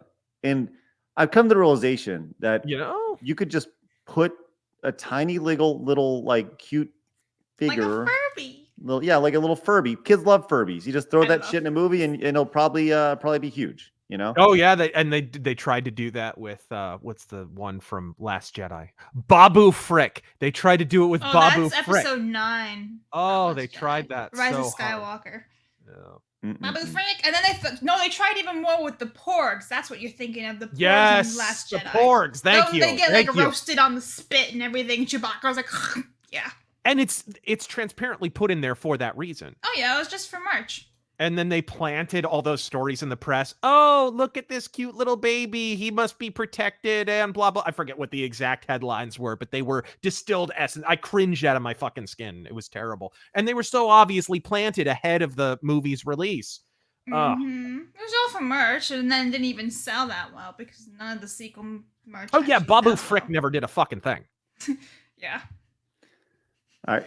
I know we're over time right now, but I got one last one. Like a WNBA game. Oh, man. The difference is our audience is growing. All right. But speaking of, there was a okay. I actually do want to keep it in sports, but this actually has a much bigger deal here. There's an old player for the Golden State Warriors named Joe Smith, I think it was the number 1 pick of the draft. His wife. Well, this video here shows his wife. This video shows him finding out that his wife had an OnlyFans account, and he didn't know. So this is him discovering it, and she's videoing it, playing the victim here. I can't believe I'm sitting here just finding out you got an OnlyFans page. Out of all these years, the disrespect that comes with it, that you couldn't even talk to me before you did it, that's bullshit, That's fucked up, dude. I'm telling you, that's fucked up. Wait, no, calm. But you're not gonna say fuck me or that's fucked up. It's not fucked up. Recording me? What the fuck you doing? Listen, it's not fucked up, and we're going to. Okay, look. So we don't need to watch the whole thing, but let me just say this: she records the whole thing. That's a thing that's happening. Why is he talking ever into since the fucking wall, Amber Heard, bro? Ever since Amber Heard, and Amber Heard wasn't even the first one. You remember that fucking that back before YouTube cut down on the people who kept putting their kids and families in videos, right? There was that one family that was really, really big. I forget their name, and they had an argument or something. And right in the middle of the argument, the wife starts live streaming it. Right in the middle to play the victim. And of course, she turns on the waterworks and stops yelling at him. And while he's still mad and to make him look bad, basically. And that's been happening ever since. the Amber Heard thing was the logical expression of that. And I just do not. You're going to see more and more and more of that as OnlyFans collides with an entire generation of women who are being diagnosed with things like histrionic personality disorder and shit like that. Dude, this is going to be weapons grade. She goes in and she's like, you knew who I was before you met me, right? And I'm guessing that she was either a stripper, or something along those lines. And he's like, yeah, that was before, and then things changed. And like they clearly have been married for a while, right? And I guess for me is how quickly, if let's say Blabs, you are in a relationship and you find out your boyfriend, right? Your boyfriend has an OnlyFans account that he started after your relationship. How quickly does that relationship end? Oh, I'd dump his ass. How quickly though? Is this like, do you have a conversation or you're like, it's over? Nah. First of all, he's lying to me, so it's gotta do bye-bye.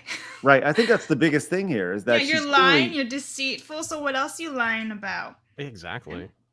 And it's like rules for me, rules for thee. And that's thing. If some I had kind a secret OnlyFans and he didn't know about it, I'd be dumped in 2 seconds too.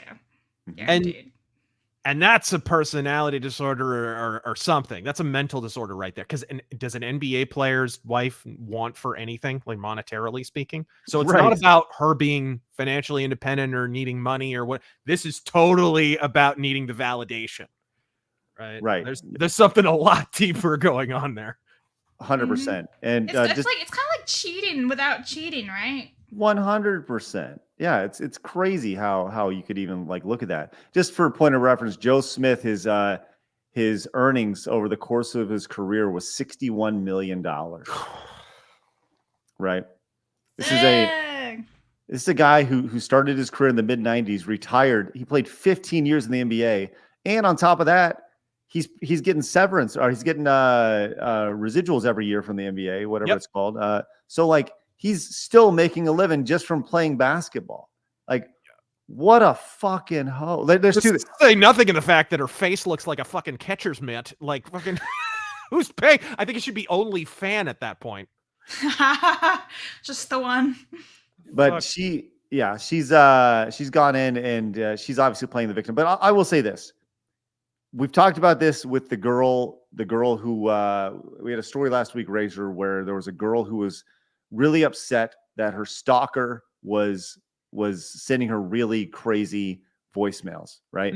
But she's also an OnlyFans girl. She drives everybody to the OnlyFans. So it's like at a certain point, that's the company that you're a part of. So if Joe Smith's going to go in and marry a stripper or a whore at some point, don't you think that you probably what you're getting in bed with?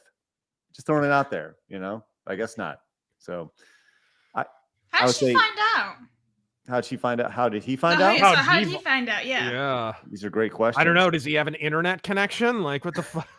Well, how often do you back in the day, there's stories of like porn stars in the 80s when you had to have tapes, right? That their family still somehow found out. Imagine in the age of the internet, how fast news travels.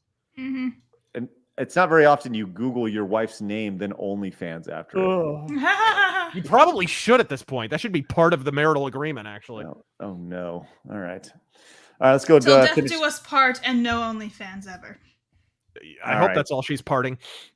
Oh boy, I guarantee it's not. Derodius says Craig's favorite band is Craig. Favorite Bond is Craig.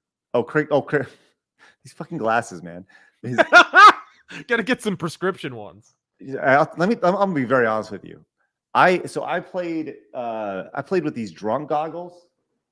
I had an incentive with these drunk goggles that makes it look like you're seeing above blood alcohol content and everything is super blurry. I wore these for multiple hours, and I'm not kidding when I say it fucked up my eyes. Like no shit. Oh no, I remember I had to wear that for a what was it? Like something in school, right? It was like a DARE program or something in school. I had to put those. I put them on for like a minute, and it fucked with me. Fucked with my equilibrium and like knowing where I was. Mm-hmm. Yeah, those things don't fuck around, dude. No, and I was wearing them for like hours at a time. It was pretty bad news. So, anyways, I'm gonna need to go get my eyes checked soon. Thanks, Jack. I was gonna say, dude, that Stevie Wonder joke from a few weeks ago is gonna turn out to be prophetic. Yeah. I'm just saying. I'm gonna be over here doing this, but hoping I'm hitting the right White thing. Stevie Wonder. Got to get him a keyboard. Fucking. Pride March Vulcan says Dimebag being murdered on stage hit me hard. Dimebag That Darrell, was right? crazy. That was crazy. Yeah. Nezanik says Kevin Conroy's death was shocking. For better or worse, at least his last role was the new Suicide Squad game. Well, at least. The Rand Man says, I'm sure Norm was happy OJ didn't kill him. Oh my God. This is a pretty good one. Pyrilla says, rip to cancer that bravely fought Norm to a draw. Rough. Oh, God, that's awesome. Mercenary came in and says Ultimate Warrior and Angela Lansbury both hit hard. Oh yeah, Angela. Angela Lansbury, let's go. Kyle says, is the design of Bowser a reference to heavy metal? Yeah, King Koopa. Cooper. Cooper is a reference to Alice Cooper. So and so they're all Koopas, and then of course all of his kids are Iggy, Lemmy. They're all rock and roll names. And by the way, if you play the new Mario Wonder at the very tail end of it, like the final boss, most of the best levels in the game are built around music, and the final boss is built around music as well. It's pretty bitching, man. Yeah. Agamemnon Fireman came back, says 2015, 2017 had the biggest wave of deaths that hit me really hard. Christopher Lee, Carrie Fisher, David Bowie, Prince, George Romano, Cornell, and Lemmy. Yeah. Well, the waves just now beginning here. Prince, that was insane too. Some guy with cancer came in and says, option 3, how much fun cancer is to have. Tell us more, some guy with cancer. I can't imagine it'd be a whole lot of fun, but sorry you're going through that. Victor says, are they going to use the larger NBA ball or the smaller WNBA ball? Well, I don't think it necessarily matters. Wait, they use smaller balls? For WNBA games? They do. The WNBA has a size little of girl balls. Okay, cool. Only after the surgery. Oh, I see you added that in. You're welcome. balls. There you go. Thank you, Dan Vask, for that. I sure did. We got Bill says I would bet anything on the boys team, giving them 55 points. There you go. All right. 55-point win. Thank you, Bill. Give them like a 20-point head start. I think they'd still lose. Right. DRT as King says, weren't the women's soccer champions defeated by middle schoolers? No, it was a high school team. It was the U15 boys team beat the women's World Cup team. Yeah. Right. And McLeod says WNBA is professional sports alimony. Darian came in and says it's a lose-lose for the WNBA. If they win, they beat children. If they lose, they lose to children. Either way, it's glorious. Well, if you can't have children, then anyway. Matthew says, "Can we talk about the World Series and why the Rangers and or the Arizona Diamondbacks will win?" I think they're pretty evenly matched, both teams, actually. Yeah. They're both riding hot streaks. They both played very well. They both play their own distinct brand of baseball. Yeah, and, Rangers are way better hitters, I think, than the Diamondbacks. Although you couldn't tell it from the last game, but they're way better hitters. I think the Diamondbacks maybe have better pitching. Well, I think that the Rangers ran into a buzzsaw on Tuesday, and that guy just pitched the game of his life. That's what I think. So well, Merrill Kelly's been pitching like that all year, so that's not too surprising. Do you know a whole lot about the Rangers? Not a ton. I haven't paid too much attention to the Rangers since Nolan Ryan retired. Right. Well, you're not alone. You're not alone. Blabs doesn't even know who Nolan Ryan is. Hey, Chris Benoit came in. Is he part of the Muppets?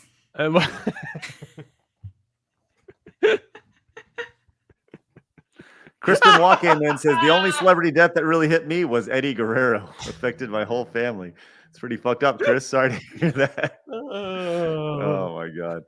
Orthodox Monks came in and says Leslie Nielsen Naked Gun series, Airplane and Airplane, and the perfect person to play live action Mr. Magoo. The last movie I remember seeing him in was An American Carol. Oh yeah. He was an Arizona icon, kind of. He used to do DMV commercials. Oh, really? He would write them and produce them, and they were brilliant. That's awesome. You can find those online.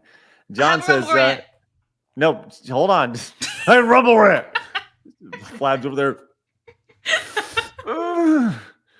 Speaking of limited run games, do they ever apologize to Kara? Not that I know of. Yeah, I don't think so. No, they did. The CEO, though, who had made that decision, I assume, he left very shortly after that. Wow. Well, I mean, look, I canceled my pre-order, and if I did it, I assume I wasn't alone. And I had some pretty expensive pre-orders, like a $500 KOTOR collector's edition thing. Like they can't take too many cancellations like that without having serious financial problems.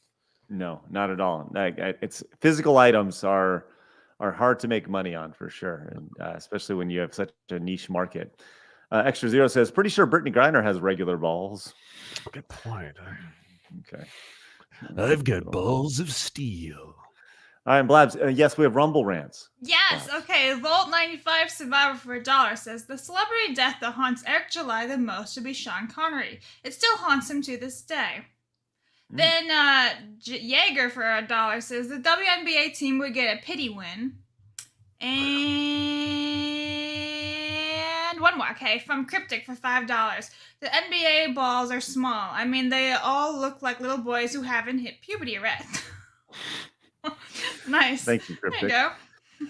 All right. I want to remind everybody that we have a bunch of interviews coming up. Some really, really good interviews. Coming up on Thursday, we have WNBA power forward. Yes, Brittany Griner will be joining the show. That'd be awesome. We have George the Giant Slayer scheduled for this Thursday, which is great. Next Tuesday, we are going to have 2 interviews next week with RGT85. We're going to be sitting down with RGT and talking about his career and stuff. That'll be on Tuesday. And then on Thursday next week, I'll be going one-on-one with Nick Rekieta. So that'll be really interesting. So we also have the retro gaming panel coming up, as well as we got a bunch of great folks, including, and I'll tell you this, you're going to dig this one, I think, Razor. I hope you know who this is. But coming up in December, we locked in Uwe Boll. Oh, yes. I'll never forget Spoonie, who I'm a big fan of. I like Spoonie. He interviewed years ago Kristana Loken, right? Blood Rain, the actress who did Blood Rain. And, he's done all these videos and essays about how shitty Blood Rain was and Uwe Boll and what. Anyway, he finally gets an interview and he's like, so Uwe Boll's got a really distinctive style, doesn't it? Like, it's the softballiest fucking interview ever. I was like, he sends emails with subjects. Like, he writes his email in a subject line. Yeah, and then in the actual email it says best regards. I was like, okay. Right. So Blabs was like, would you like to be on the show? In the subject, he was like, yes, I would like to be on the show. Please let me know when you'd like to be on the show. Blah, blah, blah. It's like in broken English German. So, man. He's like, best regards. And then all of his contact info is actually in the email itself. You have to Right. I was like, okay. Then when we were actually discussing dates, then he was like, I better put all this inside one email together. So then we are normal. Yes. So anyways, that's coming up in early December, which will be great. So Razor, if you have any questions you'd like to ask Uwe about his illustrious I have career. questions about why you're even talking to Uwe Boll. I gotta be honest. Why the fuck not, man? I think that's the joy. That's the wonderful thing about it. I was like, Blaz, I want to get Uwe Boll on. And she was like, what? She's like, who are you talking about? I can't even say his name. I keep calling UV. Uwe. Oh my god. I just keep saying Mr. German director. Uwe Boll. Uwe Boll. Let's go. Uwe Boll. Oh my god. All right. So look, we got a lot of great folks coming up, including tomorrow. We're gonna have Am I crazy or does Uwe Boll sound like something you order from Samurai Sam's or something? I'll have the Uwe Boll to go, please. Thank you. Right? Let's go for it. Tomorrow we're going to do our cosplay stream and break down our top 3 scary movies. It'll be a regular show, but still have a bunch of great folks, including Wicked Virtue, Dr. Rachel Lindsberg, and Alpha Proto, who are big in the cosplay scene. So make sure you guys show up tomorrow for that. And Craig's going to be dressed. Yeah, I'm going to be dressed as Razor. Razor tomorrow. Yep, Oh, I'm going to be coming as Razor, which is great. I'm going to get my outfit here in just a little bit, which is good. Nice. Kyle says, speaking of basketball, what's your thoughts on Harden? You have any thoughts on James Harden, Razor? Not really. I didn't really watch closely when he was playing. Still playing. He Still is. Okay. Still getting passed around. I'm always blown away by how long some NBA players stick around. LeBron James is now the oldest player in the league, which is Well, crazy. look how long Shaq played for Christ's sake, or David Robinson, or what the fuck? Like, dude, they're just NBA players are built different. It's amazing to see how, like, Shaq played for Phoenix and the Celtics and like all these like crazy ass teams, and like Patrick Ewing ended up playing for the Supersonics and like Orlando Magic and all these weird ass teams that nobody would ever, picture them as. That's kind of what you see. Michael Jordan with the Wizards. Right. Scottie Pippen with like the Portland Trailblazers. Right. Like, well, what was even happening? Anyways, Blake says, I remember when you and Tom were extras. Yes, in the Far Cry movie. We'll need to. Oh, yes. And cut out. And sliced out. Fucking Uva Bowl. I'm back for revenge. Orthodox Monks came in with the 10, says, you got to ask Uva Bowl about the Postal movie. The only good video game adaptation movie he made, because it didn't really matter if it was garbage, because Postal is a goofy game, right? We'll definitely dig into his filmmaking for sure. So Uva Bowl coming up, currently scheduled for Tuesday, December 12th. So 12/12/23. So be a nice little Christmas gift for everybody. Very nice. I have There you memes. Oh, okay. We got memes before we wrap. Fire away, Blabs. All right. So from Extra Zero, how Blabbering Steve claimed the snake trophy. Don't tell me how to chew bread. And then there's this one. The real reason why Stuttering Craig keeps Blabs around. Keep punching, Blabs. Your boss needs a snakeskin. Yes. Right. And there's a clip from Dan, and then this is what you asked for, right, Blabs? And it's a whole bunch of Mazdas, and it says White Blabs and the 7 cons. Oh no. And the Furby. Dear. And then Razor No! calls it. Oh, they're all dwarfs. Oh no. Look at how happy you are, Blabs. Yay! I know. She's elated. And then She's quote gonna of the see a year. very different kind of black mamba. It's true. Listen, Blabs, Jim Henson is dead and the Muppets have never recovered. It's the quote of the year. That's right. And I think we got one more. Here's what Blabs thinks Nolan Ryan looks like. There we are. Oh, so sad. And there you go. That's everybody. All right. Thanks, memers. There you go. Excellent job, everybody, today. Oh, man. All right. Always fun to have you on Razors on Yes, Monday. sir. Once again, tomorrow we have our Halloween show. Wednesday, we got Adam and Flawed joining us again. Thursday, we got a one-on-one interview with George the Giant Slayer. And then on Friday, Melanie Mack joins the show. So always something to be tuning in for live Monday through Friday at 11 a.m. Central Time. You guys do us a favor. If you're new, hit the subscribe button. If you're not new, hit the thumbs up button. And hit the thumbs up button on your way out. Cicero's joining us. Here we go. Uh-oh. Okay. Hey, buddy. So, Apparently, there's something on Streamlabs that you've missed. hold on, my thing has been messed up lately. Let me check. If there is, let me log in directly. Cicero, where's Cicero at? He's right here. He's right here in the corner. I see a nose. Sweet. Yeah, he's a big boy.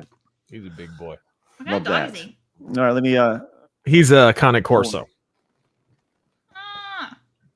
okay, let me pull this up. I need to yeah, there were. I'm sorry guys. I missed these because they are fucked up. Sorry, these didn't pull up on my thing. Lucario says, I'm with Blabs about the bug issue. I will straight torch a bug if I can get away with it. And I can't slap a shoe. And if that bug was a spider, that house would be burned to the ground. Fuck it. Febreze and a lighter. Just go for it. Lucario followed up, says, I mean, I don't mean to sound brash, but look at what's happened in the Sonic the Hedgehog movie. It was delayed a year, mainly just to reanimate Sonic. The first render of him was bad, like puke in my mouth bad. So thankful the studio listened to the fans. Thank you very much, Lucario. Greatly appreciate that. Abdulio came in at the 2, says, supposedly the reimagined Prince is now the bandit leader with the diversity hires. Meanwhile, Snow White will be the CGI dwarfs magical creatures. Interesting. Huh. Weird. Okay. Abdulio came back, says, if in Mega Man, Rock and Roll were created by Dr. Light to behave as his lab assistants and children programmed to behave like siblings. Okay. However, In other versions of Mega Man, they tend to portray them as love interests rather than siblings. Thanks, so, Dulio. Lucario came back with another 5. Says, the death that hit me the hardest, Chester Bennington, Betty White, Jason, David, Frank, and Sir Michael Gambino. Chester's death. Gambon. Yeah. I'd say I always wanted to hang with Chester Bennington, but Oh my Ooh. God. I don't know what. Anyway, Anyway, let's go. If you love, good line to Time go to out go. on. if you love dark Ready? humor, you That's all, came to the folks. right place. All right. Says Chester's death hurt me hard. That was my musical influence. Right. Thank you so much, Lucario. And Grundy came in, says, "Hey Razor, thank you for telling me about John Cooper's podcast. I don't know how based that man truly is. Yeah. A devout Christian that openly speaks out against the infiltration in both church and Christian music industry. Yes, more of that, please. Thanks, Grundy. Appreciate that. All right. Let's get out of here, guys. Have a great rest of your day. We'll catch you guys later on. Once again, tomorrow we got the Halloween show, which should be super duper fun. Looking forward to that. I'll see you guys shortly over on the Side Scrollers Plays channel. If you like to hang out a little bit longer, join me over on the Side Scroller Plays channel over on YouTube. We live over on Rumble and on Kick. And appreciate you guys popping in. If you're watching over on Twitter, do us a favor, hit the retweet button and help spread the word. Guys, have a great day. Appreciate you guys. Hey, Razor, how about you take us out today? Ah, yes. Well, ladies and gentlemen, boys and girls, fucking attack helicopters of all makes and models. God!